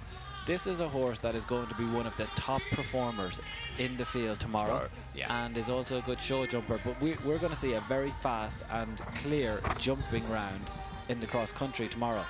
So, yeah, but I think the trouble is with him. He's making it so uncompetitive for her, isn't he? Like at Gatcombe, he went and he was on his best behaviour, and so she's able to be competitive. Yeah. But today he's really gone out of his way to actually. And you need to be in. You need each of the 3 phases to have that competitive final score. 65, and if we think what can happen, even if she goes clear and inside the time, so that would mean she adds no penalties in the cross country phase. She's very unlikely. She's looking like she's probably going to be somewhere like 20, 25 marks off some of the tests that we see this afternoon. So it's hard, because what it means for Lebowski is that his strength, the cross country, won't make a difference really. No, exactly. And I presume that's when you get into deciding as a rider whether you even bother running them cross country. Do you need to wear their legs out when you're not actually competitive? Yeah. But probably she will let him run, because he probably loves it and he's old. I think that score will get worse, because the submission mark is going to be down to a 4. Okay. So I think it'll get higher than it was already. Okay. Yeah. 64.5. So Beanie Sturgis Lebowski into 8th place as things stand at the moment. 10 combinations have gone, and it is 3 different nationalities on the leaderboard as things stand. We'll look at that updated scoreboard very shortly. But Michael, how are things out there? Things down here are looking great. Obviously, you just mentioned there we've had our first 10 combinations. We've got another 30 left to go. Now, you may be wondering why I haven't got Michael Jackson with me to talk about his test that he's just done here in the dressage. Well, basically, promised me his stand is entire. It's a little bit excitable today. That's why he's taken him straight back to the stable, hence not having Michael here for an interview. But we're catching up with a few more of our riders a little bit later on. But the sun is still shining. It's a glorious day here over the Wiltshire Hills. And as I mentioned, 10 down, still 30 to go. Well, let's take a look at that leaderboard. How things stand after the first phase. It is Lauren Kiefer with Dia Duras leading the way, 48.0, ahead of David Britnell, a personal best for him with continuity 51.1. But things as Equi Ratings would expect so far, Derm. Yeah, we're happy with that. That's the one that we called to lead from the first phase. Will we be right next time out? So we're looking at Lauren Kiefer, 48. They have been as low as 45 in the CCI format, but that's a CIC. So the 2 different formats of the sport, one much longer in the cross-country phase. This is the shorter format. It's in the exciting format, the CIC 3-star. So this is the record. That's a record for them. That's a personal best at this level for them. I'm happy with that. I think everything has been pretty much as expected. There's been a couple of interesting tests. So Lebowski, there'll be a little bit of disappointment in there. But everything, I think David Britnell, PB for continuity, he'll be happy. But I think everything's played out as expected so far. We've got a couple who I think will challenge Lauren. I think probably Colonel MCJ and Marcio is the next big test to Lauren's lead. And we're talking about the series points when we turn to Marcio, George, aren't we? Because he's second on the leaderboard, 37 points he scored after the first 2 legs. He's missing Jardy leg 4 next week, so he is going to need to get points on the board here. Yeah, so I think that's a really important thing to remember. You've got the best 4 of your results across the whole series is what's going to count here. So Marcio's coming here on a horse, again going back to the idea of the triathlon. His real strength is going to be in the cross-country phase. Brazilian, thoroughbred, fast. He's not going to have any problem on the hills. How close will he be after the first phase? That's one that we have to tune in for. He broke the record in the for the all of ERM dressage. It still stands 32.5 last year. Will he break it I here? don't think so. Lissy I don't think McWare so. was his Different ride horse. 12 months ago. But first 10 combinations have gone, and the last of those was Beanie Sturgis, who's talking to Michael. This is okay, we are ringside for our arena here, and we've got Beanie with us. And Lebowski, who was a little bit excitable in there, wasn't he? Oh, he's ridiculous, isn't he? He's 17 years old, this horse, and you'd think he's never been in a dressage arena in his life. He was a complete rotter by name. But I can't be cross with him. He owes me absolutely nothing. Of course, well, you either laugh or cry, don't you? What was it went wrong? Do you think it was just the atmosphere and the whole occasion, or? I think everything went wrong. He just was very frisky. He just decided that he'd never been in a dressage arena and he's never done a walk-trot transition or anything like that, and was just naughty. But, you know, that's part of the reason we love him. He wants to have a word as well, getting in shot there. As we kind of move into tomorrow, you know, what will be his strengths tomorrow? Is it going to be the jumping or the cross-country? Well, no, touch wood, he has a pretty good record in both. He's a pretty reliable cross-country horse, and he's normally a pretty good show jumper, as long as I don't make a mess up of it.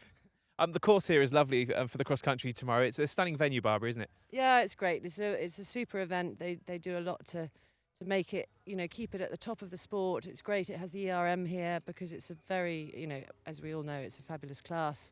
It's a great opportunity for everyone and for the sport. We've got Ruby here with us as well. Ruby, how are you? You okay today? Yes. Yeah, and did you just enjoy the test there? Yeah, and Aruski, is he normally this excitable when you're at home? Not really. No, not really. Thank you so much for talking to us, Ruby. Perfect. Well, thank you very much for joining us. Best of luck for the rest of the competition. Well, he looks like butter wouldn't melt. He'll be looking forward to the cross-country, Lebowski. A difficult test for Beanie, but Mark Ruddock, our dressage expert, you're a List 1 judge. You know what you're talking about. What are your thoughts so far on the dressage? Well, I think actually David's horse, the second one in, Bricknell, David. a real starter of the future. Really nice rider. A horse has really, really good attitude, temperament. I think an exciting prospect. So, yeah. And the others, just tension, which is Barbury. It's difficult, isn't it? Because we talk about the Barbury Bowl and the atmosphere here, and you very much have to ride what's underneath you, and sometimes that is a challenge. It is, but we saw, like with Michael Jackson, how he just pacified the horse, gave it quite an experience. The Billy horse, again, blue, but actually the riders have educated their horses, and they've all left with a nice experience and hopefully something to build on. And that's so important because we've seen a lot of 9-year-olds coming forward so far. Yeah. And to give them a good experience is very important. It is. And as Derm was saying, these 9-year-olds are still on a very upward slant in their careers. Slide, slant, trajectory, whatever you want to call it. And coming back as 10 and 11-year-olds, you know, it's all experience in their boot bag, really. So, you know, the future is bright. All for the future. Well, we all know that our riders can't do it without their teams. And we have something called the Event Rider Masters Super Groom. And the lady who took that in Wiesbaden is Froggy, who is Marcio George's groom. And she is catching up with Michael. Yeah, that's right. I do have Froggy with me here. Was the ERM Super Groom from leg number 2. Congratulations on that. For anyone that's new to this sport, eventing in the Event Rider Masters, just give us a little bit of an insight to what you do as a groom. Basically, we're just like nannies for horses. We're looking after them from A to Z, feed them, washing them, do their bed, take them up, ready for the rider. Yeah, like basically a nanny. And preparations for day 1. Obviously, you know, we've got our dressage today. Is there anything specific you need to do for this part of the competition? Well, obviously, I've got a grey horse, so there's a lot of washing up include. Yeah, basically make sure the horse is in time clean, look pretty, studying, ready for the rider to go for his test. Obviously, today, as I was mentioning, we've got the dressage, but tomorrow we move into the other parts of the competition. Is the preparation exactly the same, or are there different things you have to do to prepare the horse for different events? No, not really. Basically, you arrive here, unload the horse, give him a little walk, a little drink, do him ready, off we go. And what kind of setup have we got here? You know, obviously our cameras are all pointed at the arena here, but behind the scenes in the stables, you know, what kind of setup have you brought with you? It's all right. Actually, I'm living near here, so we just come for the day. But yeah, no, it's relaxed atmosphere. It's less every day. It's like a normal one day, basically. Okay. Froggy, thank you very much. Best of luck for the rest of the competition with you and Mario Georges. I think you're coming up very shortly, so we'll let you go back and prepare the horses and everything gets ready. So thank you very much. Don't forget, you can vote for your favourite Supergroom on social media. You can use that hashtag of ERM Supergroom. Well, it really is an entire team effort. I know Froggy does have to do an awful lot to keep Coronel MCJ clean because he is pure white. We'll see him a little bit later on today. But highlights from this morning. Lauren Kiefer is our leader with Diaduras 48.0. And we're going to take another look at parts of her test mark because she was trending for a long time in the early 40s and then the atmosphere just kind of got to the horse towards the end of her test. But I think it was that extended canter towards the end. It was on a big mark and then... But the whole presentation from this first centre line, and actually, as she was going around the edge, not that the judges will have been looking because they will have been filling in the form, because they write comments as well. They fill in their own quick little sort of summary of the test. So they don't actually get to look at the horse going round. They literally look up, press the bell. So they don't prejudge as they're going round. I know people think they do, but they haven't got time to prejudge. But she was straight into a really good centre line. And the rhythm, and you can see the horse's sort of suppleness and rideability through this medium trots, how she's able to ride forward and there, and really close, shows a really good transition back from the medium trot back into a collected trot. And again, there is the odd movement where it has just a mark for the transitions. There, they could see he wasn't as supple to that bend. He had a little bit of resistance, a little bit of a nod, but like the right half pass probably gets half a mark better. Because the judges are allowed to give half marks as well, which was been around for a few years now, but it does make the job easier for the judges to do half marks. And here, again, she's just keeping a really consistent, and you can see how the horse is just really on her, on the aids. When she says go, he goes. When she, hopefully here, we do, the transition's clear back from the medium trot, back into a lovely, easy rhythm. And, you know, the judges are just consistent with the marks. And very briefly there, we saw her score drop into trending sub 40, which is a really, really good score. I'm hoping that we'll see some sub 40 tests a little bit later on this afternoon. But how can Lauren really cement the work now? He's only a 9-year-old. How can she really step to the next level and keep those scores? It will be just his physical strength.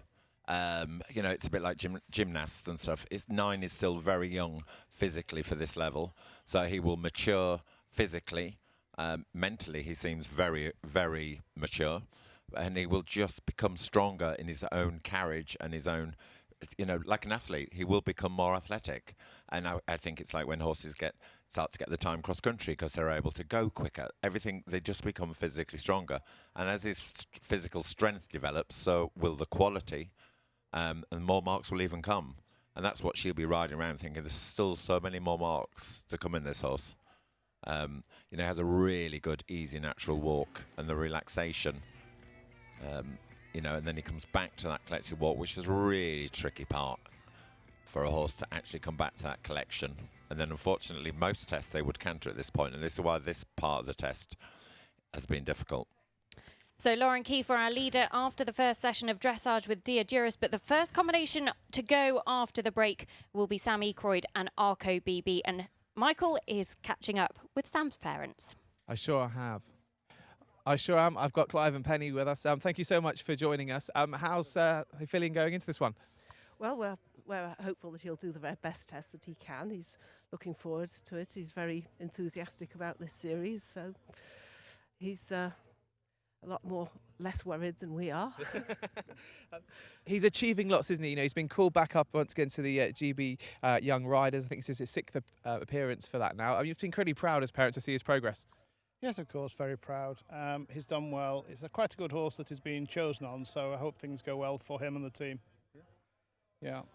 Off to the European Championships, I think it is, isn't it, that he's off to. Will you be going across to support him? Very much so, yes. He's on an Irish horse, so hopefully it'll be lucky to have an Irish horse in Ireland. But a lot of water to go under the bridge before we get there, but hopefully it'll be good. Obviously, we've got the dressage today. Yeah, what's his strongest out of the three that we got today for tomorrow as well? His strongest phase, you mean? Yeah. He's about even. He personally prefers the jumping phases. I think he enjoys those more. But his dressage and the horse's dressage are okay. Let's hope he does well. Fingers crossed, Clive and Penny. Thank you ever so much, and best of luck to Sam, who's on the way next. Thank you very much. Well, those Young Rider Europeans being held at Mill Street in just a couple of weeks' time. We'll be looking forward to seeing Sam. He's first in after the break. But here at leg 3 of the Event Rider Masters, the Battle of Barbury is well and truly underway. Barbury Castle is a popular venue for the world's best event riders, and leg 3 of the Event Rider Masters is proving no exception to this rule. With top international riders from all over the world here to compete for the trophy. One rider who knows what it takes to win here is New Zealand's Andrew Nicholson. With an Event Rider Masters win under his belt in 2016 and 4 previous titles at the Wiltshire venue, the odds are most certainly in his favour. There's a lot of very good riders here. I don't underestimate the standard of the other competitors. They're very good and they're very serious and they're very hungry as well. But he's got some stiff competition. Brazil's Marcio Jorge is one competitor who thinks he's got what it takes. In Barbury this year I have Coronel, the same horse I did the first 2 legs of ERM, and I will try to be more competitive here than the other legs. I want to win Barbury Castle. Another who could shake up the podium is world-class rider but Event Rider Masters first-timer Hannah Sue Burnett. I'm really going to try to go for it this weekend. I think my horse is really prepared well, and we're ready to kind of push the level a little bit, and I think all the best riders in the world are here probably this weekend, so I'm trying to just try to focus on myself and do the best job I can. Well, Andrew Nicholson's definitely the one to beat, so I'm going to be pulling out all the stops, going to try to do the best dressage I can and then go super fast, and he's such a fast rider, so I'm going to be chasing him. For Nicholson, New Zealand may be his home flag, but Barbury is now his home turf, so he certainly has the advantage of knowing the lay of the land. You've got to be very switched on from the word go. Whenever you have the undulating terrain like you've got here, you've got to be very, very alert. But it hasn't always been plain sailing. I've blown my chances of winning here a few times when I had a very big lead. I could have had a picnic on the way around and still won. And I had stops or run-outs at quite simple fences. But that's all to do with the speed and you're putting on, and so you've got to be very, very focused. Well, he certainly is focused, and Andrew Nicholson will be coming forward in the last session of riders a little bit later on this afternoon. Around 4:15, Andrew's dressage due to take place, but we're going to turn our attentions now to the second session of dressage, and the dressage is all seeded. So this is Group C coming forward, and the top 30 all have an average dressage score of sub 50. So we're expecting to see some leaderboard changes done. Yeah, absolutely. This is going to get exciting. So 48 is what they have to beat to move beyond Lauren Kiefer. Arco BB is not going to be too far off it, but there's a couple there that I would expect. Stella Benatti, Zaron, I think that they will certainly be they'll be in the lead at some point. Colonel MCJ will probably take over, I think, from Arco. And I think Zagreb is the one that we have to look at. That probably is going to be in the 43, 44, 45 bracket. I expect Zagreb is probably the most likely one to be coming out of the second phase in the lead. Well, Alex Bragg, of course, on the long list for those European Championships for Great Britain in Stragom in August. He'll be looking to impress the watching selectors here this weekend. I saw Paulina Swindles and Ferro S warming up yesterday and doing a bit of work, just preparing for their test today. And actually, she looked very, very smart in the warm-up. So that's a test I'm looking forward to.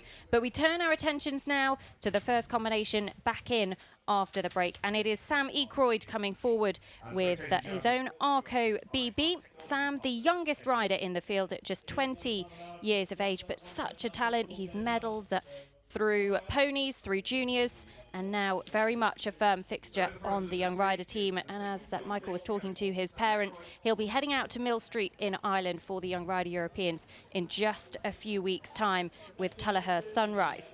But this horse that's a new ride for him for this year went very, very well at Belton at the level below this in April, actually won there and has since been double clear at this level at Houghton, and also went clear across country at Bramham. And Sam himself, such a talented young rider, only 20 years of age, as we've said, but he is very much one for the future. He's spent a lot of time over the last couple of seasons, particularly in the off-season, working with riders like Alex Suatian, Billy Toomey, and none other than the Olympic champion, the double Olympic champion, and the world #1 Michael Young, who's done a huge amount for his riding, and he very much is one to keep an eye on for the future. So Sammy Croyd, Arco BB for Great Britain.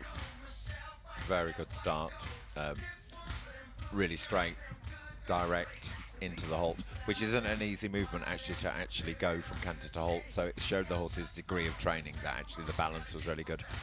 I'm hoping that would start with a good score to start with. The shouldering was nice. And again, like we'd seen on the earlier horse, the American horse, how Sam was able to ride a medium trot and show a transition back.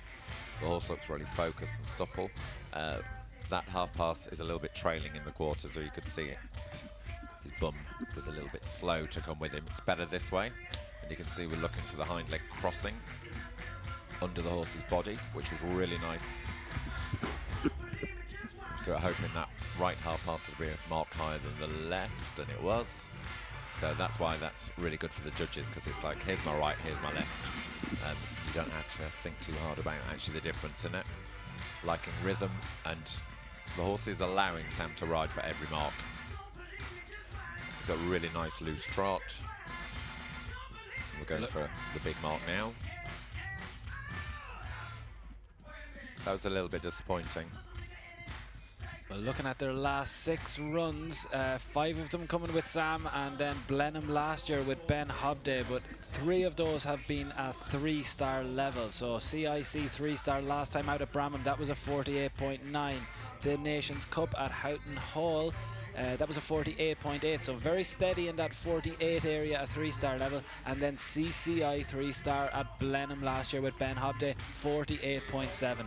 So 48.7, 48.8, 48.9. That's been their 3-star tests. And that's where we're on that now. But the walk pirouette was nice. Hopefully we could see the extended walk starting quite well. The horse's nose could be a little bit more forward, but actually that the horse actually wants to relax and take the rein down is what the judges are looking for. And then as we then start to see, they'll be checking the over track. And Sam actually has very good form in the Event Rider Masters series, because he completed 2 legs last year, and he was 11th at Blenheim and 7th on his ERM debut at Gatcombe. That was with Woden, but he knows what the series is about, and he's certainly got the temperament to go with it. 44.8, he's trending well into the lead so far as things stand. 48.0, Lauren Kiefer out in front, but he needs to keep up those good scores in his canter work. He'll have just lost a little bit there where the horse anticipated that pirouette. He thought he was going to canter. Yeah, the judges noticed, but actually he still pulled the pirouette off quite nicely. But this seems to be the crux part of the test for most horses. And I think actually it looks really good. The judges will be liking that the horse looks supple. The canter steps are really nice. They've got clear 3-beat, got air in the canter. They're looking that the horse actually gets off the floor. The change was a little bit disappointing due to the quality of the canter. You'd thought it'd been better. Yeah, because the change was like late to his aid. But to be fair to Sam, he'd done everything he could. It was just unfortunate. That's what happens sometimes with the changes. And we see that there. The 4s across the board can have such an impact on that penalty score, can't it? Yeah, and then also within that, when you're getting these 4s, it will come into the collectives at the bottom, into the submission mark that the horse, they'll be like, in the submission it says harmony, ease of movements, things coming off. He's made up for that in that change at least. So hopefully Sam thought, actually, I'm not going to let that happen again. I'll probably rode with a little bit more activity and a bit more determination into the flying change, and then you see them pulled up 3 marks from the judges. So maybe when you speak to Sam, he'll probably go, I rode the canter a bit bad, a bit rubbish. Maybe he was a bit casual. And that happens with the flying change. And just a few trot steps there going into that final halt as well. that. And it's meant to be directly into like the his hole. first halt was perfect. It was so direct. So actually, from a judge's point of view, you know it can do it. And that was quite right. That's why that. Trending 47.8. He's not going to be far off your expected score, Dem. No, I think we're going to be fairly close to it now. 48.7 with Ben Hobdale Blenheim, 48.8 with Sam at Houghton Hall, 48.9 with Sam at Bramham. I think once the marks for the final movement comes in, once the collectives come in, I think we're going to be in the 48 area again. Yeah. Yeah, the collective marks will be really quite steady. They'll forgive that one flying change because it wasn't a resistance. If it happened on the other range, they'd go harsher on it. So I would imagine it'd be fairly even in the positions.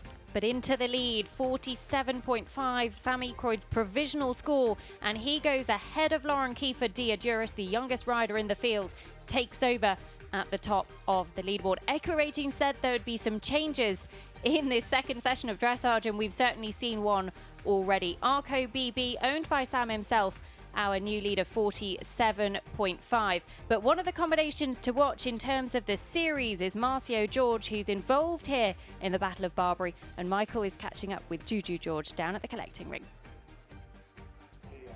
Juju, thank you very much for joining us. Marcio's getting warmed up ready for his test in a minute in the dressage. How are you enjoying the competition so far? It's amazing. It's a very nice competition. I really enjoy it, yeah. And it's a beautiful day, not too warm, not too hot, not too cold. It's perfect. Obviously, Marcio could have a big part to play this weekend, you know, with his ride. How's he feeling ahead of this one? He's always calm. That's the good part. He enjoys, and yeah, I think he's fine, yeah. And Coronel, how's the horse looking? He's good. He's looking great. Coronel is also very steady. He's always the same, so it's good. It's very good to Marcio to ride him that way because he's always pretty. We know what to expect from him. Yeah. And of course, you and Marcio have moved over to the UK now. You've brought all the horses over as well. You know, how are you settling into life in the United Kingdom? It's not a year yet, but I can say that we are very happy here. The girls are settled. We're lucky to make good friends here already. So, and the horses are amazing. So yeah, everything is little by little settling. We're happy here. Okay, well, Gigi, thank you very much for joining us. I'm going to let you speak to Marcio before he goes into the arena. Thank you so much. Well, Marcio George, this time 12 months ago, ahead of the Rio Olympics, at his home Olympics, scored what is still the ERM record dressage score, Dan. 32.5. That is the best that we've seen in the series. It's the best that we've seen. And what for me makes Event Rider Master so special is that this time last year, while the numbers were telling us, while Lissy McWare was winning competitions like Kalina, Paretos, and we're about to see the same again now with Colonel MCJ. That form, we had to see, would that form come over here? So some people, you know, that Brazilian form is going under the radar. What's making it so special is that we're actually getting to see people like Marcio competing here, competing with the very best of them all around the world. Colonel MCJ is a horse that averages in about the 47 region is what I'd be expecting to see here. 47, 48. It's going to be very close to the leaders, but the big difference with this boy is that it's all about the jumping. It's all about the speed and the jumping cross country. For him, he just needs to be in touch. I think if he can be anything below 47, he's set himself up really, really well for the rest of the competition. And he's been top 10 in both of the series legs so far. He is sitting second in the series leaderboard. But our new leader here at Barbury is Sammy Croyd, and he is with Michael. Sam, congratulations, top of the leaderboard, top of the personal best as well for you and Arco BB. A good start to the competition.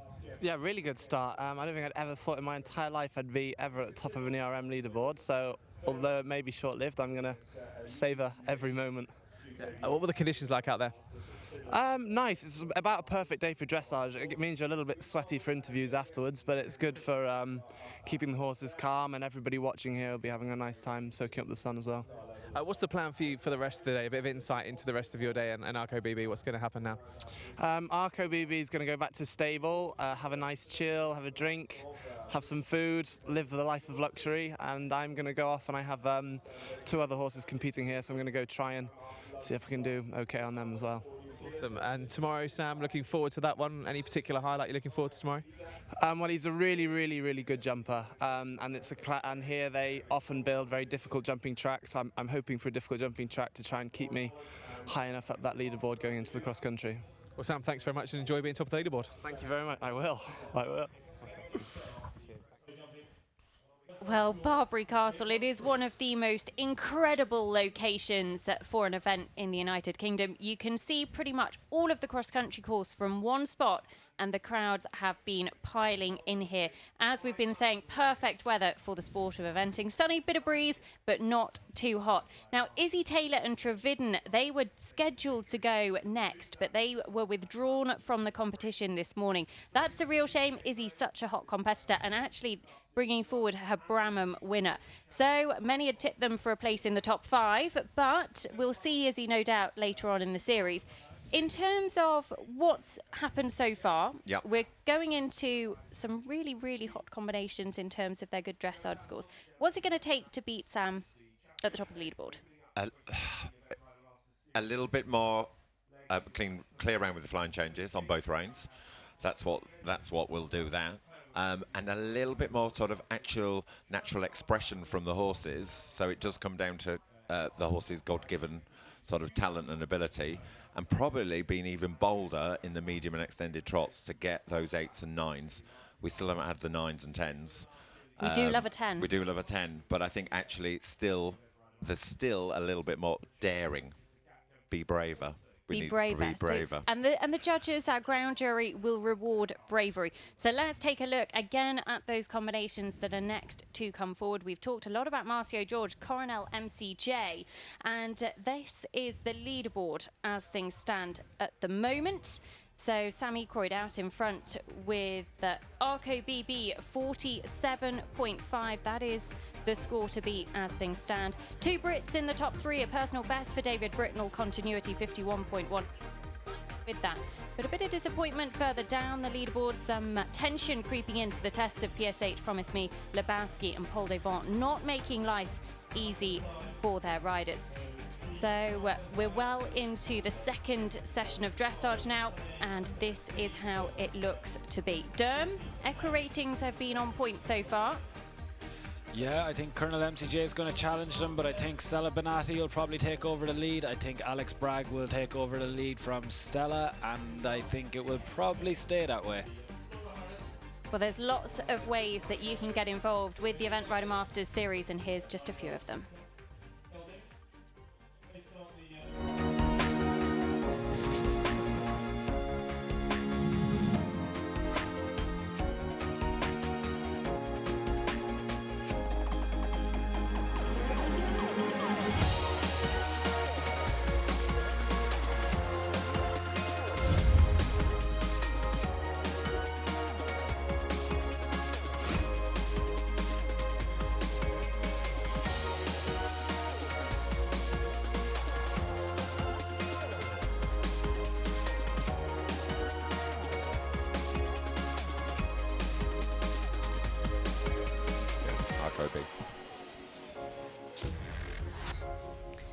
Well, leg 3 of the Event Rider Masters here at the St James's Place Barbury Castle International Horse Trials. This series got off to an incredible start at Chatsworth when Gemma Tattersall became the first female rider to win an Event Rider Masters leg. And the female riders have dominated on the leaderboard so far. 5 of the 6 podium places available have been filled by female riders. And one of the combinations that were on the podium at Chatsworth, the sole male representative, Tom Carlisle and Upsilon. Now, Derm, equa ratings love Upsilon. We all love Upsilon. Yes. We can't wait to see him in the dressage later. Will he beat his Chatsworth score of 33.2? I mean, that's a big call now, early, but yes, I think he has the potential to beat it. I mean, I think everybody should love Upsilon. If anyone doesn't love Upsilon out there, it's time to fall in love today, because this is a horse who has 12 internationals, 11 times he's been in the top 5. Twice he's been sub 40 from 6 at the level, so I don't think dressage is even his strongest phase. It went wrong for me at Chatsworth. I said he would show jump 2 foot over every fence. He didn't. Well, he did, but he stopped at one of them. He stopped at the last. It was heartbreaking. He picked up 9 penalties in the show jumping in that phase. But given how good his dressage was, and that he went clear inside the time at Chatsworth, he still landed on the podium. Upsilon is the one. Everyone is going to be talking about Andrew Nicholson this weekend, and so they should be. Everyone is going to be talking about Nereo this weekend, and so they should be. They're hot favourites, but there's a 9-year-old in Upsilon who's up and coming, who we've been talking about this weekend. But from that grey to another grey, Colonel MCJ, this is going to challenge the lead. This is, I don't think it will be in the low 40s. I don't think it's going to take over the lead comfortably. But if he can get off to a good start, he's going to hopefully land in that 47, 48 area. And we talk a lot about form translating from one country to another. We see another horse later, CP qualified, that has amazing form internationally in Australia. And this horse, Coronel MCJ, had won 10 of his 16 starts before coming over to the UK. He was basically unbeatable in Brazil. Absolutely, yeah. Those results that you're talking about, Kalina and Barretos, were the two big ones. That's going back to 2015 now, we have to remember. He was in the top 5 at Ribeiro Preto, but that was his only run of 2016. So didn't get a whole lot of mileage on the clock in 2016. His 2 runs this year, Chatsworth and Wiesbaden, 49.5 and 44.5, both top 10 finishes. And actually, Marcio has completed 3 Event Rider Masters legs, has never been out of the top 10. He was 5th here at Barbury with Lissy McGuire in 2016. Good stat, Nicole. We do love a stat, don't we, Dom?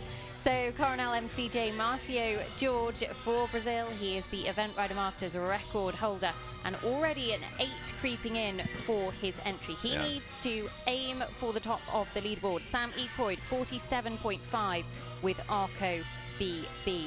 But Marcio himself, he's hugely experienced, has been placed 30th at Badminton this year, was top 25 at Rio last year as well, competing in his home Olympics. And we heard a little bit earlier on from Juju talking to Michael. The whole family have relocated here to the UK, and they're absolutely loving it. And actually, I'm loving this test as well. He's come in, really ridden every mark. The horse looks really rideable, really through. There in the shoulder in, it could have a little bit more self-carriage. You could see the quality of the trot was lost a little bit, and that's what when the judges say it needs more cadence or losing engagement. The trot didn't stay the same, but it was still in a very good rhythm, and you want to give the horse good marks. The horse is very expressive in front, and unfortunately had a little stumble there just as he went over the 3/4 line, which is a risk with these horses that have big movement, that if there's a molehill in the way, they find it and just lose and stumble, and that was reflected in the marks. It is the bigger the horse moves, the more risk of losing the balance they have. It's a risk. And then the walk looks nice and relaxed. It's just whether he gets the suppleness around the pirouette. He'll be pleased with that as a pirouette. Hopefully the judges will like that. We're right on where we expected, Mark. We're right there. Those half pirouettes, the marks are still high, 7.5, 7.5. We still do have. How's the tension? Because we still no, the relaxation is good. Great. So we're hoping, and the walk is very good. So we're hoping we're going to keep this relaxation, but it's from this point in where the tension will start, if it's going to start. What's his personal best at this level, Dom? Nicole, I love when you pull out little tricky I put ones you like on the that. spot, No, sorry. I mean, all you need to do is give me a little nod when you're not talking and say, I'm going to ask you that one in a second. That's not nearly as much fun. Okay, well, Nicole Brown, let me tell you that Colonel MCJ, 44.5 at Chatsworth. Well, it's still on his good scores. It's going well. The harmony is very good. The horse is really on side. And I feel like you're commentating on cross country, coming to the tricky section of the course now. It's certainly caused plenty of problems so far this morning, but 47.3, just dropping into the 46s, trending in the lead as things stand, and Marcio would be delighted with this. This is series points that he is particularly looking for. Obviously, he wants to run well here this weekend, but he wants to get as many points as he can. He wants to catch up Sarah Cohen, who sits at the top of the leaderboard with 51 points. Yeah, and again, like there, he kept that canter really quite nice and easy. The flying change was easy. They won't go 8 because actually he could have had more expression and he could have probably been a little bit braver. But he's going for, he's on the 7s all the time. That medium canter, the transition was nice. Could have gone more. They're not going to go massive on the 8s because there's still more. He needs to be a little bit braver for 8s, but he may have seen everybody else has had a mistake. We've not had a clear round. Well, we talk a lot about the clear round, don't we? And that is just no major errors. Solid scores. Solid. The penalty score's gone a little bit high there. I think something's gone wrong with hoping there's just been a button pressed incorrectly somewhere. Yeah. Yes, because there's no way this is true. Yeah. Because he's 7/7s, the odd 6. And it's just getting this last movement where we've seen a couple of tests crash. So this is like coming to the last fence, not having the last fence down now. We have completed. I'm going to wait till he's actually halted.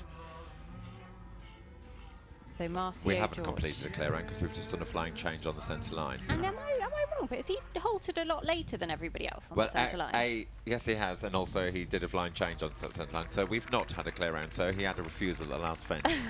So if you halted on the last centre line in the incorrect place, how would that be penalised? The 2 marks from the judges? What they will do, they'll mark it. They'll take 2 off the mark they would have given, rather than ring the bell, because actually he halted. So on his sheet it'll say halt in the wrong place, -2 off that movement. So if they were thinking 7, they'll go 5. They don't need to ring the bell because it was finished. Okay, so Marcio George and Coronel MCJ here at leg 3 of the Event Rider Masters. And Marcio was 5th here 12 months ago with Lissy McWare, his Olympic ride, but Coronel MCJ has given him top 10 finishes at both Chatsworth and Wiesbaden so far this year. We'll get an update on his scores. We think that last centre line could prove very costly, and otherwise it was a very good test, Mark. I'm thinking in my head he will go ahead of Sam. Even with that final mistake? Yeah, because he only had the final mistake, and the collectives would even that out? It's going to be very close. What very was it looking close. like before the? It was dropping and dropping. 46.5. Was it? Yes. Okay, that's exciting now. Yeah, Because it dropped to 46 before the graphics went. So Marcio George, Coronel MCJ, they finished their test, but one of the new innovations that the Event Rider Masters Series brings to the sport of eventing is the opportunity for you to get involved. And SAP, our technology sponsors, have been really, really clever with something called the Spectator Judging app. And this allows you at home to judge along each test with our ground jury. So let's take a look at how you at home have judged all of our combinations. Obviously, only the ground jury will count. That'll be the only counting score, but it's a bit of fun. You can download that app for free in the App Store. So SAP Audience Judging app, you can download that for free, and we'll get those scores for you as soon as we can, because the next combination is preparing to come forward. And this will be Francis Whittington for Great Britain with Hasty Imp. And Francis has been really active in the Event Rider Masters series so far, was 22nd at Chatsworth. Comes forward riding Hasty Imp for owner Margaret Smith. This a 13-year-old by the prolific sire Master Imp. And Francis has been at the very top level of the sport for a really long time. Made actually his senior debut at Blair Castle back in 2015. He's a former winner of the CCI 3-star at Blenheim Palace International Horse Trials. Rode the wonderful Sir Percival, who was such a good horse across the country around many a 4-star. He's also served as chairman of the Event Riders Association, and he is one of those figures within the sport that people always look up to, and he's always very, very good in the first phase. So Hasty Imp next to go, and this is a horse that's capable of pulling out a very, very good score actually, because they've had some good results at Burnham Market International earlier on this spring. 42.9 in the first phase, actually finished 6th, just a handful of cross-country time penalties to add to that dressage score. So will we see our new leader? We'll have to wait and see. Well, as long as Francis doesn't go wrong, because every time I seem to watch him he goes wrong, so let's hope I'm not. But the horse is so rideable. Francis knows how to ride a really good test. He knows how to get every mark out of the judges, you know. And again, he looks good on a horse. Oh my God. So the start was really good. The rhythm in that shoulder in was nice. The medium trot was a little bit running, where the rhythm got quick and it was a little bit hurried. Would you and like? then we're into the half passes. Would you like a stat? I'd like a stat turn. Because we're looking at two of the most experienced in both horse and rider combinations at the level. So Oliver Townend always tops our CIC 3-star runs in terms of how many he's had. So 145. He's the most in the field in this decade. But actually, Francis has 62. 62 Right. CIC 3-star runs under his belt since 2010, and Hasty Imp has 15. So far we've been looking at some younger horses coming through. We've been looking at some young riders like Sam Eckroyd, who he's going to challenge. This is a hugely experienced pair. They're in that leader zone area now, that 48.8. Talk us through the tension, talk us through what we're going to see. Well, the in horse is final looking 10. really onside. I like the way Francis has got the way Francis has the frame. That the poll is the highest point. The nose is on the vertical. The rhythm is there. Francis rides into the corners. He knows how to ride a test. He presents the horse to the best of the horse's ability, which is quite high. But this is where years of knowing how to ride a test. I don't know what they didn't like terribly there. The walk that pirouette is a little bit wide. So his hind legs went really wide before he turned. So that won't be the highest mark. It won't be the lowest either. But then I fear we've got some tension. Yeah. Just the way he was a little bit stiff through that pirouette. H has been much nicer. But like you can see there in the mouth, where the horse actually isn't really taking the bit forward, and he's a little bit unsettled in the contact for the big mark. He's going to be in the 6 range. And now as we turn, we'll see whether does the horse keep the rhythm and the regularity, which he does. But then you can see the tension there in the mouth, and he's going a little bit. You can see his nose flicking around, and how he's got the wrong bend around that pirouette.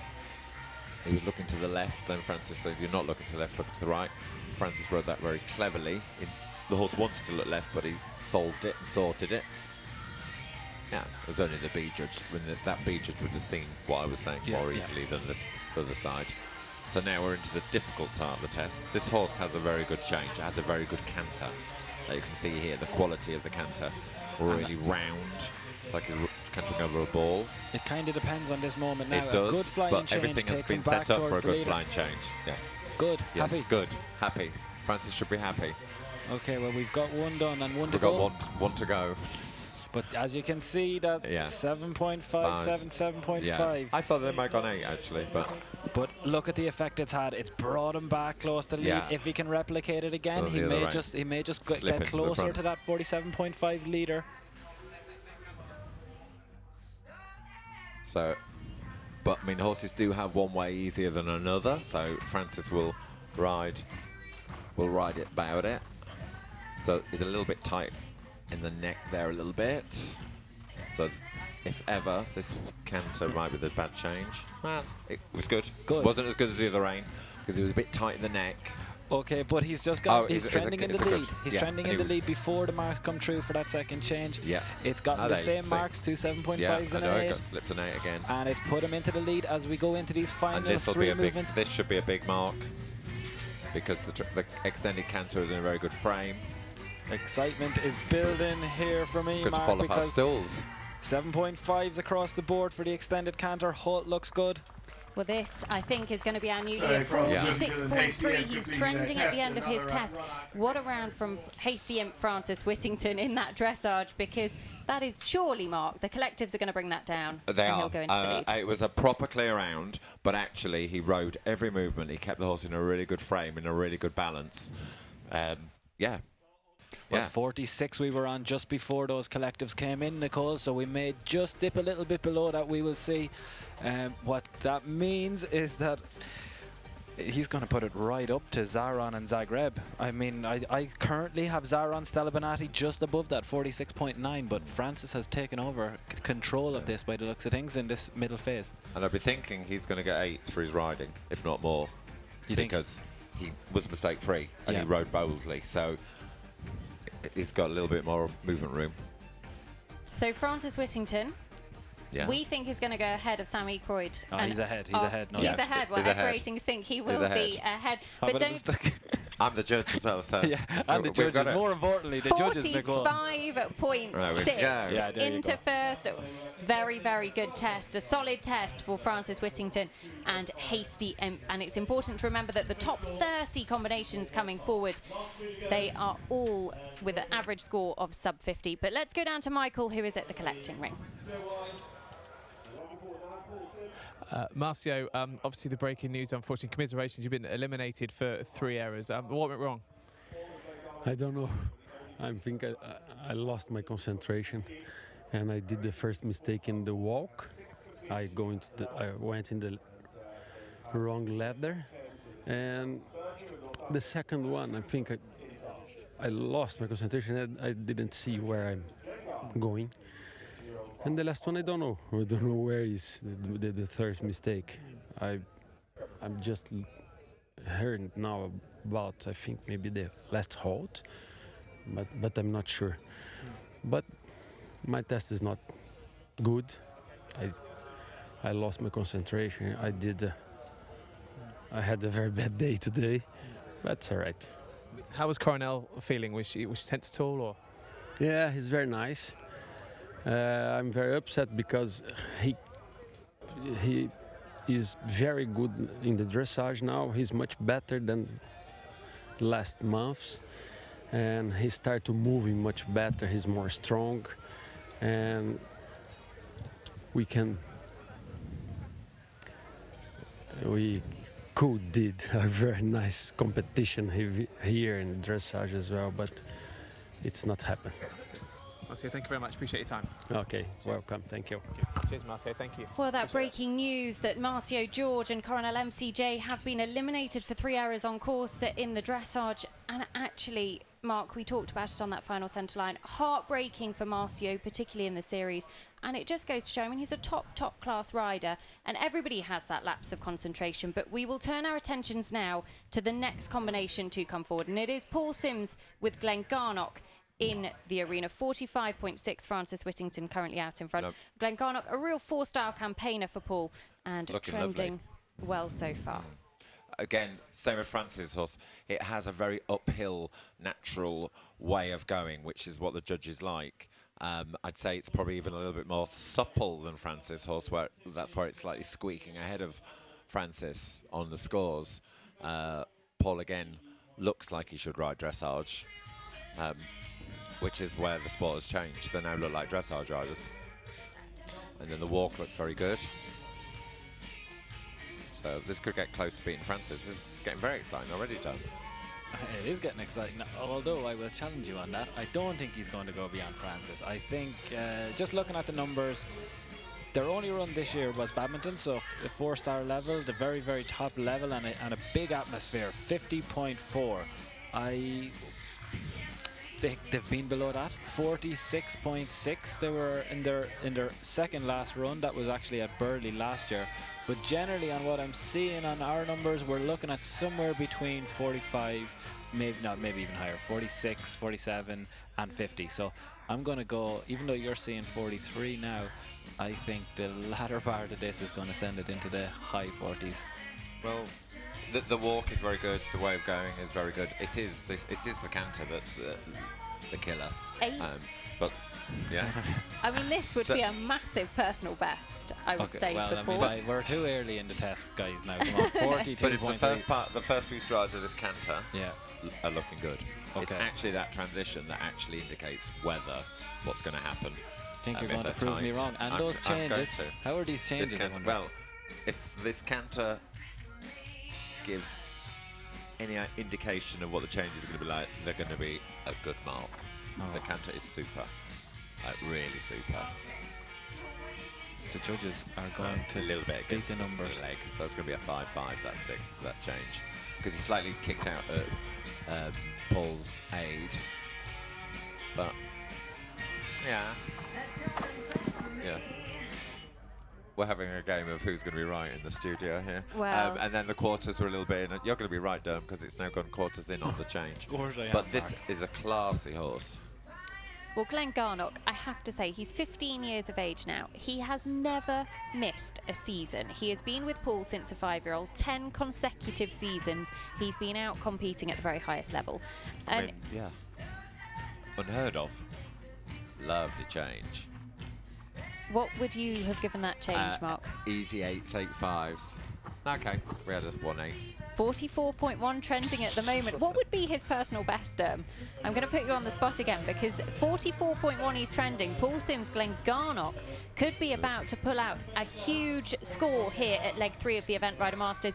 They could go ahead of Francis Whittington and Hasty Imp, who lead at the moment 45.6. They're going ahead. They're going into the lead. Well done, guys. 44. If it goes down, if it brings it down in the collectives, which I expect it will, 44.2, yeah. They're bang on their PB. 44.1 from Bergam in 2015 is their PB at CIC 3-star level. They finished second on that occasion, actually, because that was one of their big results at this level.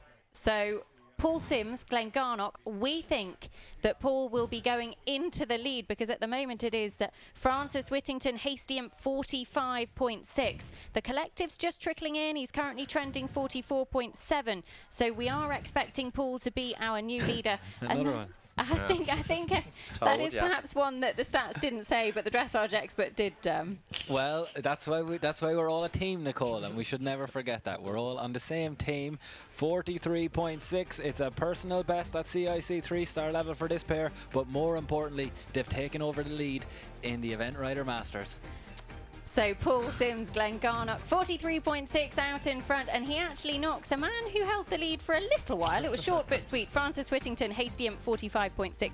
They now go second, and Francis is with Michael. Francis, top of the leaderboard was short-lived, but it's still a fantastic test for you. Yeah, I'm still very happy with Hasty Imp today. He's gone well. His owner, Margaret Smith, is very happy with him. And we found at Chatsworth earlier on in the year, he did a very good test there. So it's all about getting that double clear towards the end as well, which will make a real difference to us. So our aim now is for jumping tomorrow and kicking around the cross-country. The conditions in the arena, what are they like here? It's a stunning venue, isn't it? It's an incredible venue here, and long may it continue. We're very fortunate to come here to Barbury. The facilities that they have and the setup of a nice flat arena there works very well for everybody to sit on the bank and watch. I think it's great viewing. Hopefully it'll make for a good competition. Still plenty of combinations to come. You're second in the leaderboard at the moment. How does that tee you up for tomorrow? I think we've got a long way to go yet for the rest of the dressage to come through, but it'll be nice to be in the top few, but we'll see what it is. I mean, surprises can happen on the cross country. Francis, thank you very much. Thank you. Cheers.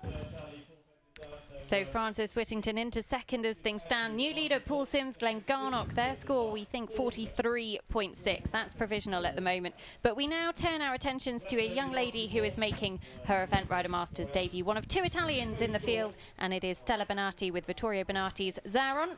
And this is a horse who went very, very well, actually, in a 3-star class here at Barbury 12 months ago. Finished 8th here, has had a number of international top 10s, and Stella is such a talented young rider. She's completed at Po 4-star. She's been riding for the Italian Air Force since back in 2012. Actually has an Italian father, a French mother, born in Verona but grew up in Switzerland, now based in the UK. Well, yeah. Other than her many passports. And I imagine many, many languages that she speaks to. The half passes were not as good as we have seen all morning. Really didn't have very much bend. The H thought it wasn't too bad, but it could have just been more supple. So this horse looks a little bit like, not as good as the last two in its natural self-carriage. Francis and Paul's horses both were like, Paul was the highest point, nose was to the vertical, if not in front. Where this horse was a little bit leaning on the hand. You can see there in that extended trot where his head has gone. You see him like going, the dressage judges will say on the forehand. So you could see everything went downhill onto his shoulders, or the other term they can use is more engagement, which means the bum could have been carrying more weight behind. And they'll be sort of noticing that, and that's why you're getting in the 7s and the 6s are slipping in, rather than where the other 2 horses won the 7-5s and the 8s slipping in. And then we've got tension, I think, today in this horse. You could see that it lacked rhythm and fluency around that pirouette. And my little camera angle will show us his mouth shortly in this extended. And actually, you can see the mouth actually is quite closed. There's a good picture there. With first double bridle we've seen all morning. What does that bring to the table? Well, the theory is that it actually enables the rider to have more finesse in the reins. I would say it's like having ABS brakes. It just makes everything just a little bit more fine to make refinements, which is quite a good thing. But actually, if the horse isn't really established in a snaffle and has issues in the snaffle, it normally will highlight worse when you put in a double, where people think, actually, I'll put in a double bridle, it'll be nicer to ride. Some horses aren't. This horse looks nice in the mouth in the double, and that was a really nicely corrective fitted double bridle. And we saw in that, when we were up close to the bit, that the curb, which is the bottom bit, the one with the bars, was at 45 degrees, which is what it's meant to be. So, yeah. So it's through the tricky section of the test. Did a beautiful flying change back. Yeah, it did, and actually the one it then had to do in the test was good as well. It's just expensive. That Serpentine, 2 7s and a 4. Do you think that change perhaps went unnoticed because of the way they were facing away from the judges? Well, I'm wondering if it did, or actually that the judge had given the score before they put it in, and then they'd given the score, then it did that, and they went, oh dear, change it. So do they then put it into the next score? Yeah, exactly. Okay. It will see that there. The counter was down, was well down, and then the flying change. 7.57. But the hard thing here, as we've said, if 3s and 4s come in, even for one movement, suddenly you can find yourself you into the 50s, pushed out of the 40s into the 50s. It won't and that's be. Where you'll stay. It won't be Stella's best test. This won't be a personal best. I mean, the horse, unfortunately, did that because the horse has a very high quality canter. Yeah. Like, it has the capabilities of getting big marks, which it has, but now it's settled. I can see where this horse has got a good score in it. It feels like it just didn't quite come off. Didn't quite fire on all cylinders, but still a very respectable score, trending around 50.1. So we'll be expecting Stella to go inside the top 5. She should be able to go ahead of David Britnell Continuity, who currently sits in 5th, 51.1. I think you'll be able to see the disappointment though, because this time last year, same venue, same level, 42.2. So that gives you an idea of where this horse has been. 13-year-old now, so they've been around the block, but that gives you an indication of just how much it was in their day. We've seen other riders and we've seen other horses who that score will be PBs for. Yeah. We're just saying that graphic was very good. That when I was saying about the horse being on the forehand, you could see in that canter how it was cantering into the floor, and you can see like there how it goes onto her hand. So she breaks the 50 penalty barrier, 49.4 provisionally into 5th for Stella Benati for Italy. One of our 2 Italians, Vittorio Panizzon, coming a little bit later on with Checkers Play the Game. But the man on the top of the leaderboard, what a test from Paul Sims, Glenn Garnock, 43.6. And Paul is with Michael. That's right, I've got Paul with me. I've also got his son Billy with us as well in the glorious sunshine here. Paul, congratulations, a fantastic test. Thank you very much. Really pleased with him. This is his first run since badminton, so really happy. Personal best, and yeah, everything went to plan. So yeah, over the moon with him. Wonderful conditions out there today. Just everything just clicked into place. Yeah, he felt really good, really relaxed. I didn't know quite what he would think of this atmosphere, but I mean, he's used to atmosphere with badminton and Burley and things, but he felt great. And in my trot work, I had a quick look at the scoreboard and it said 42, and I was, well, we must be doing something all right, so kept it the same, and yeah, couldn't be more happy with him. Paul, thank you very much. Thank you very Cheers. much. Thank you. Well, Billy Sims certainly interested in the microphone there, but a great test from Paul Sims and Glenn Garnock. They are our leaders, 43.6. But what can this man do? Alex Bragg for Great Britain with the Sally Ellicott's Zagreb. Combination that were 5th at Poe in the 4-star last year, and that really catapulted Alex on to the very top of the scene, because he is long-listed to make his debut at the European Championships at Stragom in a few weeks' time with this very horse. He's on very good form, was top 20 at Le Moulin a couple of weeks ago with Redpath Ransom, and actually a horse that has good form here at Barbury, 12 for 12 months ago. But Zagreb, Alex Bragg for Great Britain. So this is your next leader. Really? Early call, yes. Mark. I know. Again, the horse looks so athletic. It has really good self-carriage. I saw this horse at Badminton, and he's able to ride it. He lets Alex just ride it.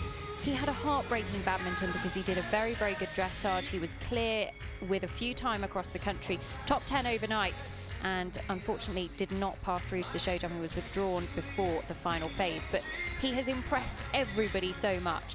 And actually, this horse is enormous. He is absolutely huge, but stunningly beautiful. And stunningly supple.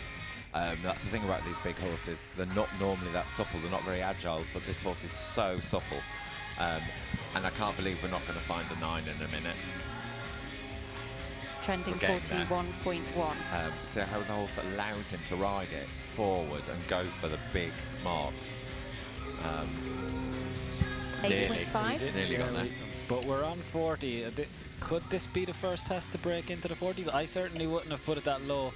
I think it's interesting. I probably wouldn't have put it even as low as, the system, the numbers, the data. I wouldn't have put it as low as Paul Sims, but certainly everything that we're seeing in front of us will be leading us to the potential, certainly, for it to be sub 40 potentially. Which is what I saw at Badminton, and I do also think actually when riders haven't got a name as well, sometimes they hold back their half marks here, there and everywhere, and I think he rode at Badminton and got really what he deserved, and they're just such a good partnership, and it doesn't really have a weak link. I'm touching some Formica rather than wood. I'm not going to give him. If it does go into the lead, it will also be a PB. What's his PB? Zagreb 43.4. That came at Barbury in 2016 in the CIC 3-star. So what a time to pull out a personal best if he can pull that off as we're leading up to selection for those European Championships. Hang on, Nicole, hang on, look at those. Oh, it's one little 5.5. moment. One little moment, Dan. Well, I'm just saying, keep an eye on it. Alex we still Bragg. have some influential movements to come. We've seen the scoreboard move a lot in the final canter movements. Alex Bragg and Zagreb in the arena now. In the studio with me, giving us their expert opinion from Equiratings Sternburn and international dressage judge Mark Ruddock. Yeah, so there was tension through that change. There was tension through the Serpentine, and that's why that change came hind legs together. The judges will say, and they'll go into the 4-5 range. Unless they're in luck. No, they won't. So they look, well, one of them did. So again, it's where they're sat. But look how close we are. These last couple of movements are going to be really key. We're trending in the lead. Extended canter, 7.5s and 8s in there. Yeah, and those canters are late. It's not as supple as Paul's horse Now, there was a 4 in the last change. We can't afford that again if we're going to stay close to here. But 8's coming in for the Serpentine to 7.5. It'll do this one better. This is its good rein. There you go. But it's not as expressive. It's going to be 6, half 7, I would have thought, because actually Paul's and Francis' horses really banged the changes out, as we say. There you go, 6.5, 7, bang on, Mark. 42.4, it's still going to keep them in the lead unless something goes drastically wrong. We're looking at our new leader. So Paul Sims, Glenn Garnock out in front, 43.6. Can Alex Bragg and Zagreb on their Event Rider Masters debut go ahead of Paul? We think he can. 41.9, he's trending towards the end. Alex looks happy with that, and we will wait for his score to come in, because 8's for his extended canter, and that surely the collectives are going to bring that down, Mark. They're going to bring it down. It'll pop to about 40, I reckon. Do you reckon that's going to be what do you think? Well, I reckon he's going to. The horse will get again squeak. Yeah. Well, Paul's went down a mark and a half. I think you're right. I think that takes us into the 40 area, 40.5, somewhere into that area. What's getting interesting now is that if people in this bracket, this is what's going to get me excited, if people in this bracket who are averaging up until now somewhere between 45 and 50, are hitting 40. We've had the leader take over 3 times. I We know. had You Paul can't Sims on yeah. 43, Francis. We 41.4. Okay, Nicole, you were right. 41.4. It didn't quite hit as low as we thought, but 41.4. We have 20 to go in those last 2 brackets. We have 3 here. We've 23 left to go. I think we could see anything up to 7, 8, 9 people in the 30s now. It's moving up. If the expecteds are dropping that much, I think we're going to see lots of 30s. It is a top-class field here at Barbury Castle International Horse Trials. Leg 3 of the Event Rider Masters, a new leader, Alex Bragg Zagreb, 41.4. But the lady who completed her test, making her Event Rider Masters debut, she went 5th, now into 6th, 49.4. Stella Bonatti and Zaron, and Stella is with Michael. Stella, your debut Event Rider Masters, how was that? It's brilliant to be here and do the Event Riders Master for the first time for me. The dressage was, I'm really happy with my horse, just made 2 little mistakes, really a shame. But yeah, definitely excited about competing the Event Rider Master and looking forward for the cross country really on Sunday. I was going to ask you that, you know, 49.4 today in this, that tee you up nicely for the next day? Yeah, I mean, it's a long competition. There's still plenty of riders coming through, but it's a good score to keep. I mean, if I'm going to be lucky and do both rounds good tomorrow, it's going to be a good position. Awesome. So thank you very much. Thank you. Bye. So 3 to go before the lunch break and the halfway point here at leg 3 of the Event Rider Masters. And next to go, making her ERM debut, Paulina Swindles for Finland, the first rider representing Finland to come forward, and she rides Fero S. And this is a horse that she owns herself, went 5th at Ballindenisk in the CCI 3-star a little bit earlier on this year. A 12-year-old by talent, and Paulina actually came over here back in 2010, was based with Chris Bartle for a few months. It was initially for 6 months, and it's safe to say 7 years later she is still here in the UK, absolutely loving it, now based down in Surrey. Represented Finland at young rider level, has held Finnish national titles as well, and she'll be making her ERM debut this weekend. Fero S, Paulina Swindles. It's a very fancy looking horse. The most dressage looking horse you would say we'd had. It's very dressage bred by talent and Fero. And certainly the numbers back that up. Cross-country time penalties are often an issue, and jumping penalties in the show jumping. So, although they do jump clear cross-country, the time penalties and the show jumping time penalties probably back up what you're saying. It's a horse heavily weighted towards this phase. Yeah, and you can just see there in the scope it has in that medium trot, where this horse is going to... The legs and the body, you want to give it in the 8, 9, 10s range, but you can see it's just a little bit fussy in the mouth. It's inconsistent in the contact, so... Ooh. Which is probably a tension thing, which is shown there. I actually saw this horse doing some work yesterday afternoon. I looked him up because he just caught the eye. He was stunning, but this horse just a little bit more relaxed. The tension's just crept in the arena. That's what I mean. You could easy on the 8, 9, 10 this horse, the way it moves. Just this little bit of tension is putting it into normal horses' marks. Yeah, so it's still pulling quite a good score, even though it had that break. And but it's just the tension. You can see it with the confirmation how its neck comes out of its shoulder, goes uphill. It would never do on the forehand if it tried. The only time it ever go on the forehand is when it eats grass. For someone less experienced at watching dressage and understanding how this is all marked, this is a really clear example. This is something that I would have learned from in what you're saying, that the movement in the body and the legs is so expressive that that's where you would expect to see big marks, but the tension, and sometimes it's hard to understand what tension means if you're a new fan of the sport, exactly what we're talking about. But when you're talking about the rest of the body, the head, the neck, that it's inconsistent and it's getting it's sort of anxiety, really, isn't it? Yeah, okay. You know, I say, like, I bite my nails. This horse would be biting its nails if it was me right now. It's gifted in the body, but it's the mental tension, and that's what the submission mark is all about. Okay. And that's why I think it should be about mental relaxation. Sometimes the more gifted they are, the easier it is for them to get tense, because actually they find it easy to just resist you and put their bodies in positions that other horses can't. This must be quite a frustrating horse because she must sit there thinking, I should be getting like world record scores. Yeah. I think it's had very good scores, has it? Sometimes. No, I think, well, I mean, this is its 10th CIC 3-star level, and CIC 3-star level run. This is number 10, and their average up until now has been 54.2. Okay. So looking at where they are now, you would see that the numbers are kind of backing it up again. You're bang on their average after 10 runs. Yeah. But this is more about if this horse actually learned to relax. This is a below 40 horse, so gifted in its paces like that. And is that something that can be improved on? If you have a horse that you hopefully has go anxiety, for mileage, so to speak. You hopefully go for exposure. Get used to it, but some of them, exposure can make them worse, flip them over the edge. He's 12 now. He's 12, so he's obviously not getting worse, but he's not. Well, after 10 runs, and like if we look at where some of those are, Bramham, Houghton, Ballindennis, Blenheim, Barbury here last year in this same class, it was a 55.5 so last it's year. Static. So it's interesting. I mean, it's certainly been an interesting test to watch and observe.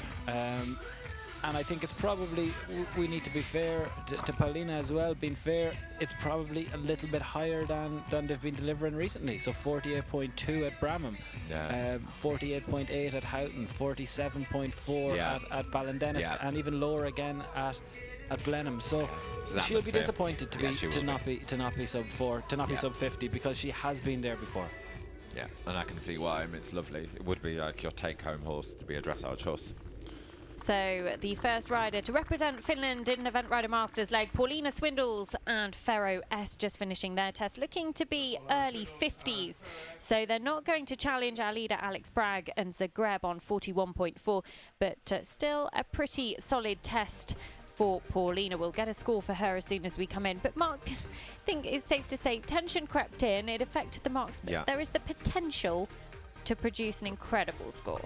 I would say of all of them, this has the one that you would say if it could break records on the flat, what we've seen, the 18, 19 we've seen, this is the one, if you had to put your money on it. So 51.2 into 8th for Paulina Swindles for Finland, and she'll go inside the top 10. Still a long way to go though. We're about to head into the lunch break very shortly. 2 more to go, but our new leader, as things stand at the moment, a personal best for Alex Bragg and Sally Ellicott's Zagreb, 41.4, and he is talking to Michael. Alex, congratulations, 41.4, personal best for you. It went really well today. Yeah, I'm really thrilled with the horse. We've had some good training this week. Tried to put that into practice and go in there and just pretend that I was at home training and keep the tension away, really. And the horse did really well. You mentioned the tension word there. A few of the horses we've seen today have seemed a little bit tense in there, but performed well. Yeah, I mean, it's quite a claustrophobic arena. You see how close the sides are. But actually, yeah, he goes in, he knows his job. He's a bit of a pro.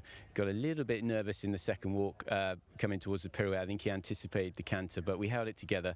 And yeah, I mean, we're still working on our uphillness in the changes. We know that, but for where he's at the moment, I'm chuffed to bits with that score, and he's improving, I'm improving, so I think we might slip below that 40 before the end of the year.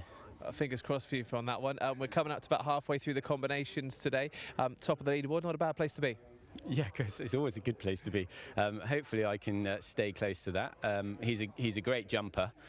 We have a super record at that, and he's scoped to burn, so as long as we're there or thereabouts, then it's going to be fun for us. Perfect. Alex, thank you very much. You're welcome. Thank you very much. Well, I have to say, brilliant to hear from Alex, and very exciting that he thinks the horse has a sub 40 in him. We certainly hope so. Derm, you're nodding. You were nodding as Alex was making those comments as well. I love the confidence and I love the excitement, and it's a breath of fresh air. And Zagreb and Alex, they haven't come from nowhere, but certainly this level of performance has really stepped up in the last kind of, 6 months? This 12 season? months. Poe last year when he was 5th, Of course, I Poe think. last year, but badminton, and this year has been big. So it's great to hear that excitement. And it's really exciting for Alex, but his wife Simone. It's a real family affair. They're 3 girls all watching. They all come to events. They all slept in the lorry at badminton. And do you know what? We really, really will be rooting for him this weekend. Yeah. But now we turn our attentions to Louise Harwood with Cynthia Higgins, Jenga the second for Great Britain. Louise actually brought Jenga here 12 months ago, was 16th in leg 3 last year. And she's had some fairly solid results with the horse since. Completed at Bramham just a few weeks ago. And Louise herself competed on Nations Cup teams, has been a regular at 4-star level. Had the wonderful brothers, Bit of Barney and Partly Pickled, who were full brothers who competed at the very highest level. Is one up at Blair Castle as well. Don't think she'll challenge the lead of Alex Bragdon, dare I say? Yeah, that would be fair, Nicole. That would be a fair assessment. I think it's probably a good day will be somewhere between 46 and 48. I think that's still a very solid score. That'll take her well inside but the top 10. Nicole, I have something to tell you. I have a stat. Oh, we like a stat. An landmark stat. A landmark stat. Ratings landmark But it's not stat. a stat, but it's a landmark for Louise that she would never know without Echo Ratings. This is CIC 3-star number 50. Wow. For Louise since 2010. So. Oh dear. Sorry, she obviously heard you with her stat, but she was so shocked that she actually nearly fell off. She tensed. So unfortunately, a real big loss of rhythm and some problem with the contact. Yeah, and that's we're reflected blaming early on. her It's hard to start off on the for force. doing these revelations to her. And then it's difficult to actually then sort of pull that back after into that next movement because you've had issues in one movement to another. And that's the trouble with this test day. Actually, you have one problem. You haven't got much time to sort of organise yourself and get it back. So tension here is the problem. You can see like in that half pass, it's not, the suppleness isn't as good as you'd like. It was very correct. We can see here when I was going on earlier about a horse going on the forehand, you can see him going onto her hand, going short in the neck, coming over bent and behind the vertical. And then in that medium trot, how he then goes onto forehand. And then he's got spooky and tense in the corner, and the rhythm's affecting. So it's all just eking marks away from Louise. And it's not about the judges being horrible, it is just about they have to do their job and they have to mark what's there. She's done quite well in that medium trot there to be brave enough to actually have a go going forward and actually cope with it quite well. But the transition, again, there you saw how he's on his shoulder. And then the walk will be the biggest tension indicator. So it's a little bit tilting on this turn to this pirouette. And the rhythm is a little quick in the walk, but it's true. I don't know if he's pulled a shoe off there or it was flicking mud up. And you can see like in that pirouette, it just needed to be more supple. It was clear it was a pirouette, but you can see he was sort of stiff as he turned. And then you can see in the walk how they will say one rein is much longer than she got into the rein. She came across there and showed the judges she'd let go a little bit with the rein they could see, but she needed to keep him a little bit on the job, so she didn't let the right rein go too much because she didn't want him to get his head up and lose attention. So like there, got a lot of tension on that turn, and then this pirouette's not going to be easy. But again, as Derm just said, she's a 50-time CC rider, so she's ridden enough these tests, and she actually coped with that really well. It could have been worse in the fact that she could have gone about that the wrong way, but she went about that in a really subtle way. Got every mark she could. And then the transition, so now this will be the bit of the test with this tension that's going to cause the problems. And actually, it looks like he's actually relaxed now he's gone into canter. Which is one of the few that's shown that much tension early on that actually hasn't then bitten in the bum in the canter. So the change was nice. The judges will criticise that it wasn't over the centre line, but she'll have felt from riding him that she had to ask for it then, otherwise he might have taken over and made it all difficult.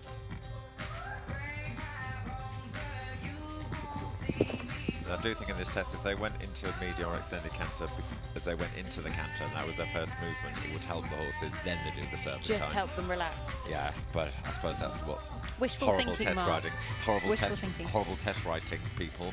So think, no, you that'd be can't far remember too they're kind. trying to challenge our combinations. That's the thing. Louise Howard for Great Britain with Jenga trending mid-50s as things stand at the moment. Yeah, I mean, Things she's certainly improving as the test goes I'm on. going to say her marks are dropping. Her penalties are dropping as she's got into canter, where most of the people's have gone higher. So she'll be quite pleased that it's actually finished on a good note. And then she's going to end up where Durham wanted her in his predictions, I think. Which I think is what he was telling us about the 54s, weren't you? I don't think I can claim credit on this one. I thought they might be a little bit lower than this, but as you say and as you've talked us through, they got off to a difficult start, and it's very difficult to get yourself up from early 3s and 4s. And you almost want, like, I bet Louise, if she could go in and ride that test now, she'd be delighted, and she'll come out with a really good thought in her head, and then she'll, as she's walking back now, she'll think, oh, I did that, but actually her last sort of 15 movements were really good. Were really, really good. It was first 5. But it just goes to show that actually sometimes it is hard to recover from. Each movement is marked individually, but actually the importance of riding a clear round in the dressage becomes paramount. And I think it was, as we were saying earlier, about she's parked what was going wrong and moved on and moved on and moved on and improved it, rather than hanging on to, oh, movement 2, 3, 4 were not very good.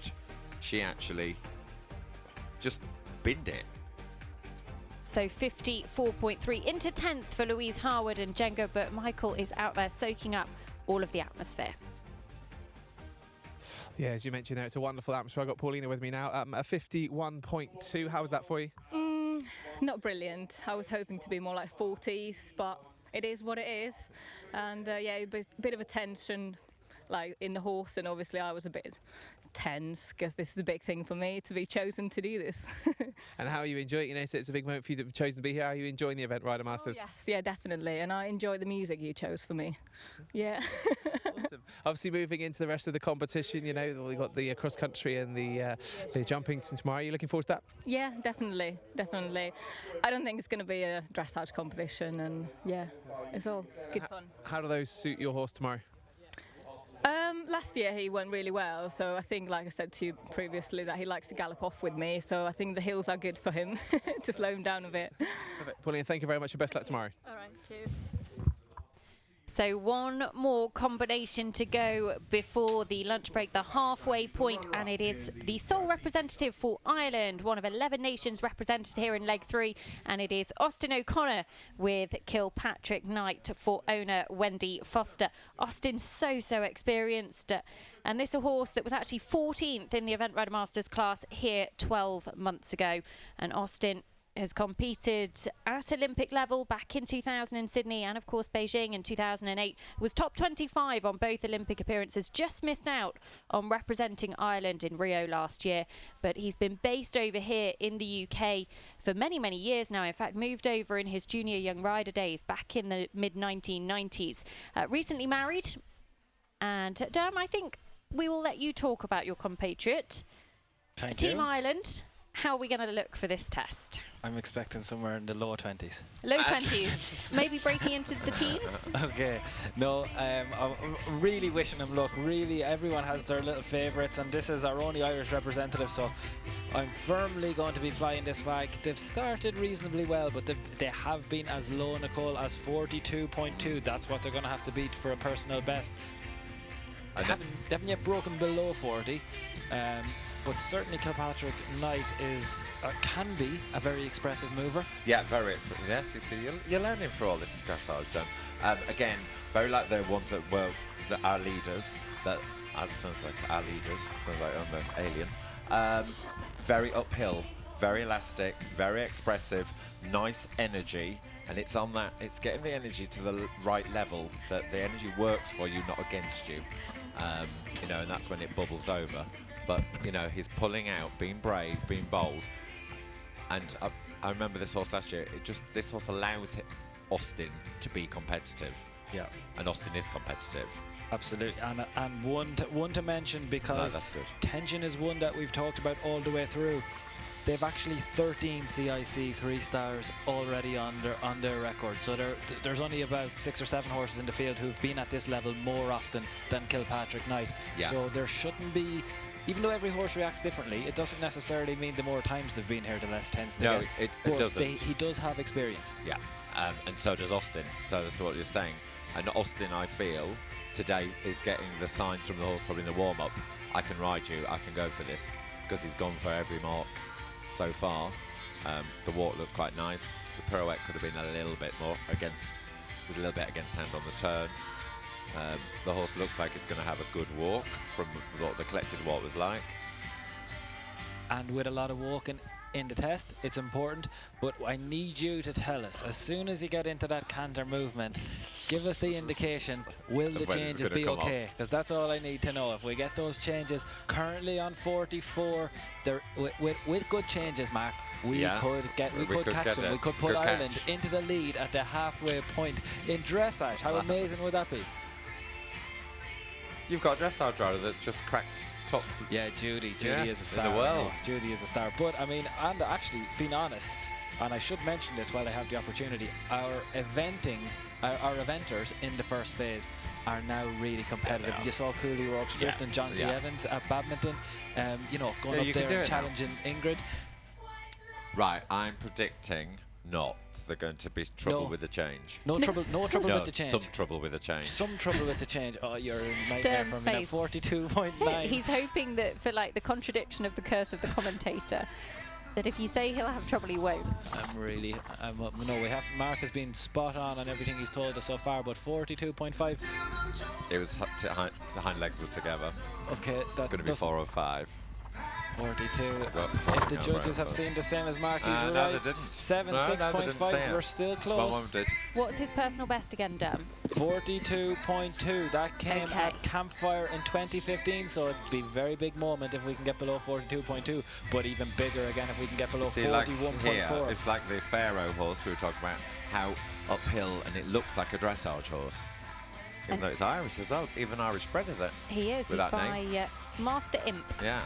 But Master Imp horses are very uphill, he throws uphill horses that look like dressage horses. There's plenty of 8s in here. We're seeing him drop 41.5. Derm from Equirating's getting very excited. We're closing in on the halfway point, and look where we are after the counter. Could he challenge the lead? Well, it's just this turn, they spook. So he's been brave. This is a good mark. I have really to good say, mark. This is the Austin straightness. He's got straightness. That's good. They're going to pop a 9 in there. Austin went for that last 8s across the board. This should be our new leader as long as the Holt goes to plan. No! It wasn't that bad. Well done, Austin. Delighted with that. What a test from Austin O'Connor for Ireland. Kilpatrick Knight for Ona Wendy Foster. And we could be looking at an Irishman topping the leaderboard come lunchtime. Derm? What did the stats say about that before the test? I mean, that's great. 42.2 was his personal best. He's definitely beaten that. But an Irishman looks like he's going to go into the lead at the halfway point of the Event Rider Masters Dressage Day. That's exciting in itself. Yeah, but again, it's so athletic. It's so correct. It's so clever. And this grand jury are completely rewarding good riding, brave riding, and throwing the marks out. That is what you can ask for, though. They've used a real range of marks. We're waiting with bated breath for Austin O'Connor's provisional score to come in. 40.6, huge personal best. New leader come lunchtime here in leg 3 of the Event Rider Masters at the St James's Place Barbury Castle International Horse Trials. And it is Ireland who are topping the leaderboard at the halfway stage. And you'll be hoping, Derm, to hold on to that podium place. Of course. But 20 to go. 20 to go. Well, we're heading into the lunch break very shortly. Austin O'Connor, our new leader. But the lady who was inside the top 20 here 12 months ago, Louise Harwood, is talking to Michael. Louise, a 54.3. A little bit disappointed with that? Yes, disappointed with that. He could do much better than that. He seemed to sort of come down the hill and then he just kept freaking about the flower pots. He should know better at his age, but he just, he's silly, annoying. We've seen a few of our horses been a little bit tense today. Was it just the flower pots, or was it maybe just the whole atmosphere with the obviously beautiful scenery here? But it's that a bit of a distraction. Yeah, I think so. It's tricky. You work in sort of up on the hill and then you sort of walk down, and then it was all just sort of overload a bit. And then they turned the music on just as I was about to go in. It was very, very loud, and it was almost like he went, whoa, oh dear. And it sort of shocked him into it. He was just a bit tense then. Obviously done for today. Moving into tomorrow, we've got 2 events to compete in tomorrow. What out of the 2 is going to be your strongest there? Oh, I've no idea. A surprise tomorrow. Yeah, I really hope he showed up as well, and then we can tackle the cross country then. Awesome. Louise, thank you very much. Appreciate your time. Thank you. Cheers. Thank you. Well, what a test to take us into the halfway stage. Let's take a look at that leaderboard. It is Ireland on top. Austin O'Connor, a huge personal best for him. Kilpatrick Knight leading the way, 40.6. Alexander Bragg and Zagreb sitting second, 41.4. A personal best for them as well. We really have seen riders raising their game here this morning. And the top 3 all scoring personal best. So just a little bit further down the leaderboard, Coronel MCJ, of course, Marcio George eliminated for those errors, of course, in the dressage. We'll look into that in a few moments' time. That heartbreak for him, but the top 20 so far as things stand. Well, one of the exciting innovations in the Event Rider Masters series is the SAP audience judging app, and that means that you at home can get involved in judging all of the combinations. And in fact, you put Alex Bragg and Zagreb out in front on 40.7. But if you want to get involved in judging any of the combinations, you can do so. You can download the app for free in the iTunes or Apple Store. So do go and get involved. But Zagreb, Kilpatrick Knight, Arco BB, and that is how things stand. Just a bit of fun, the SAP Spectator judging app. But Austin O'Connor, our leader come lunchtime. Derm, Equi Ratings are very happy with that. You're very happy with that. And I know Austin will be delighted with that. Of course. I mean, I can't wait to hear from the man himself, because it's great to have it. The halfway point of the competition, the excitement of, being able to look at every single movement, wondering how the changes would be, is worked out today. And when it works out, it's exciting. Well, why don't we go and hear from the man himself? He is with Michael. That's right, I've got the man himself with me here, Austin O'Connor, a 40.6. Congratulations at top of the leaderboard going into lunchtime. Yeah, it's really exciting for me. It's a long journey to get here, and I've always known that we've had the ability to pull off a test like that, but it's sort of taken 7 or 8 years. But over the moon, delighted for my home team of trainers, Jill Watson, and my team trainer, Ian Woodhead, who are invaluable to me. So yeah, it's great. It's nice to pull a result off today, but it's early stages, obviously. A real great performance by Kilpatrick Knight. A very calm. We've seen a few tense horses in the ring today, but a very calm performance. Yeah, I think luckily yesterday he was completely unrideable. He was it's his first proper event back from badminton, so he thought he was a bit of a king and a bit wired to the moon. So he got plenty of work last night, and he kept his head brilliantly. Moving into tomorrow, we obviously got the other 2 events to come tomorrow. What will be your strongest? Look, you've got to take obviously everybody here doesn't really have a weak phase, but we've got to keep our heads and need a bit of luck on the day. But we're there to give it a crack. Austin, congratulations. Enjoy the moment. Thank you very much.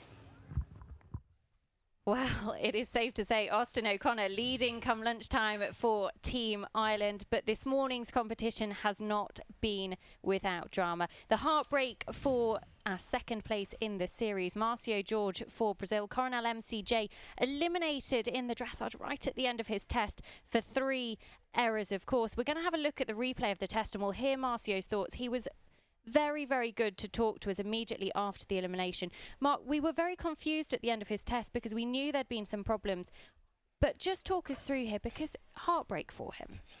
It is, and actually it wasn't actually him turning in the wrong places. He was riding to wrong markers. So it wasn't actually directional faults. It was map reading, ending up with the wrong. Yeah. But I mean, at this level, I know. It is so important. Every little bit counts, and it just goes to show that even Olympic riders can have those mind blanks. It's quite an amazing thing, sports psychology, because actually it wasn't that the horse was being tense. Quite often riders go wrong when there's tension going on, and your brain goes and you're dehydrated. But actually the horse was going well. And I think that last movement there, maybe that was because it did the flying change, and he was thinking, oh And God, it's he done a flying halted, change. and And he then he halted. halted the wrong marker then. So he had the directional one in the walk that we saw. The halt was too far down. And then there must have been a third, and then he must have done a third one somewhere else that we didn't see. And this is big in terms of the series as well, because he needed points here this weekend in terms of catching up with Sarah Cohen, who skips leg 3 but goes to leg 4 in Jardy. But a really pivotal moment. Absolutely, completely right. And Sarah Cohen, and yeah, you're right. In terms of the series, it's a big moment. Sarah Cohen goes to Jardy next week. She's already over 50 points, 100 points. Won the Event Rider Masters last year. She's already on 51. Her best 4 is what's going to count, but that, you're right, Nicole, in terms of people playing catch-up with her, Carlos Parro didn't deliver a massive test. We didn't really expect his young horse or a 10-year-old horse to do that. Marcio has been eliminated. It is so rare. This is not something that you see very often at all. And think of the highs and lows that we had this time last year. He set the best dressage test this decade at Barbury, and still the Event Rider Master record in the dressage, and today he's been eliminated. Eventing, for new fans, eventing is a sport of the biggest highs and lows, and that's why when you go and see Austin now and you hear us getting excited and you can see Austin so excited, it's because we know that it takes a lot. It takes a huge amount, and these days don't come around all the time. So heartbreak at one side and huge excitement on the other. And I think Marcio was understandably really quite upset when the news came through that he had been eliminated, and he was very kind enough to talk to Michael. Marcio, obviously the breaking news, unfortunately, commiserations, you've been eliminated for 3 errors. What went wrong? I don't know. I think I lost my concentration, and I did the first mistake in the walk. I went in the wrong ladder, and the second one, I think I lost my concentration. I didn't see where I'm going, and the last one I don't know. I don't know where is the third mistake. I'm just hearing now about, I think, maybe the last halt, but I'm not sure. But my test is not good. I lost my concentration. I had a very bad day today. That's all right. How was Coronel feeling? Was she tense at all, or? Yeah, he's very nice. I'm very upset because he is very good in the dressage now. He's much better than last months, and he started to moving much better. He's more strong, and we did a very nice competition here in dressage as well, but it's not happened. Marcio, thank you very much. Appreciate your time. Okay, welcome. Thank you. Well, such heartbreak for Marcio George, and it throws the series wide open. But turning our attentions to this afternoon and the next 10 to go straight after the break. Just pick a highlight for us out of those first 10. Highlight to come, you've got Laura Collick, Grand Maneuver. Milo is one that could potentially challenge Austin, but look, there one too many is a specialist at this level. Sarah Bullimore, Rev de Rue has done it, Tim Price and Sekatinka, Hannah Subernet. We have got Sydney Dufresne. This next round is going to be amazing. I can't actually even pick one. As soon as I look at one, I think about the next, and I'm going to look away from that screen because the absolute excitement that we have. Tom, Vittoria and Andrew, they're the 3 that are coming in straight into the early 3, and I think they're the top 3 as well. So imagine what they're going to have to do to go into the lead. We could have 10 people in the 30s. We could have 10 people in the 30s, Nicole. We could have 10 people in the 30s, or the 30s. My favourite expression. No doubt I'll be using that a lot this afternoon. But we are turning our attentions to the lunch break now, and we will be back with you at 2:25 to bring you all of the action, the top 20 coming forward this afternoon. But this morning's action, well, it is safe to say the Battle of Barbury is well and truly underway. Ireland lead at the lunch break. Austin O'Connor, a huge personal best for him, and actually personal bests for the top 3. But we hope you can join us this afternoon, because it is safe to say that we have a lot to look forward to. We'll be back at 2:25 British Summertime, and we hope you can join us.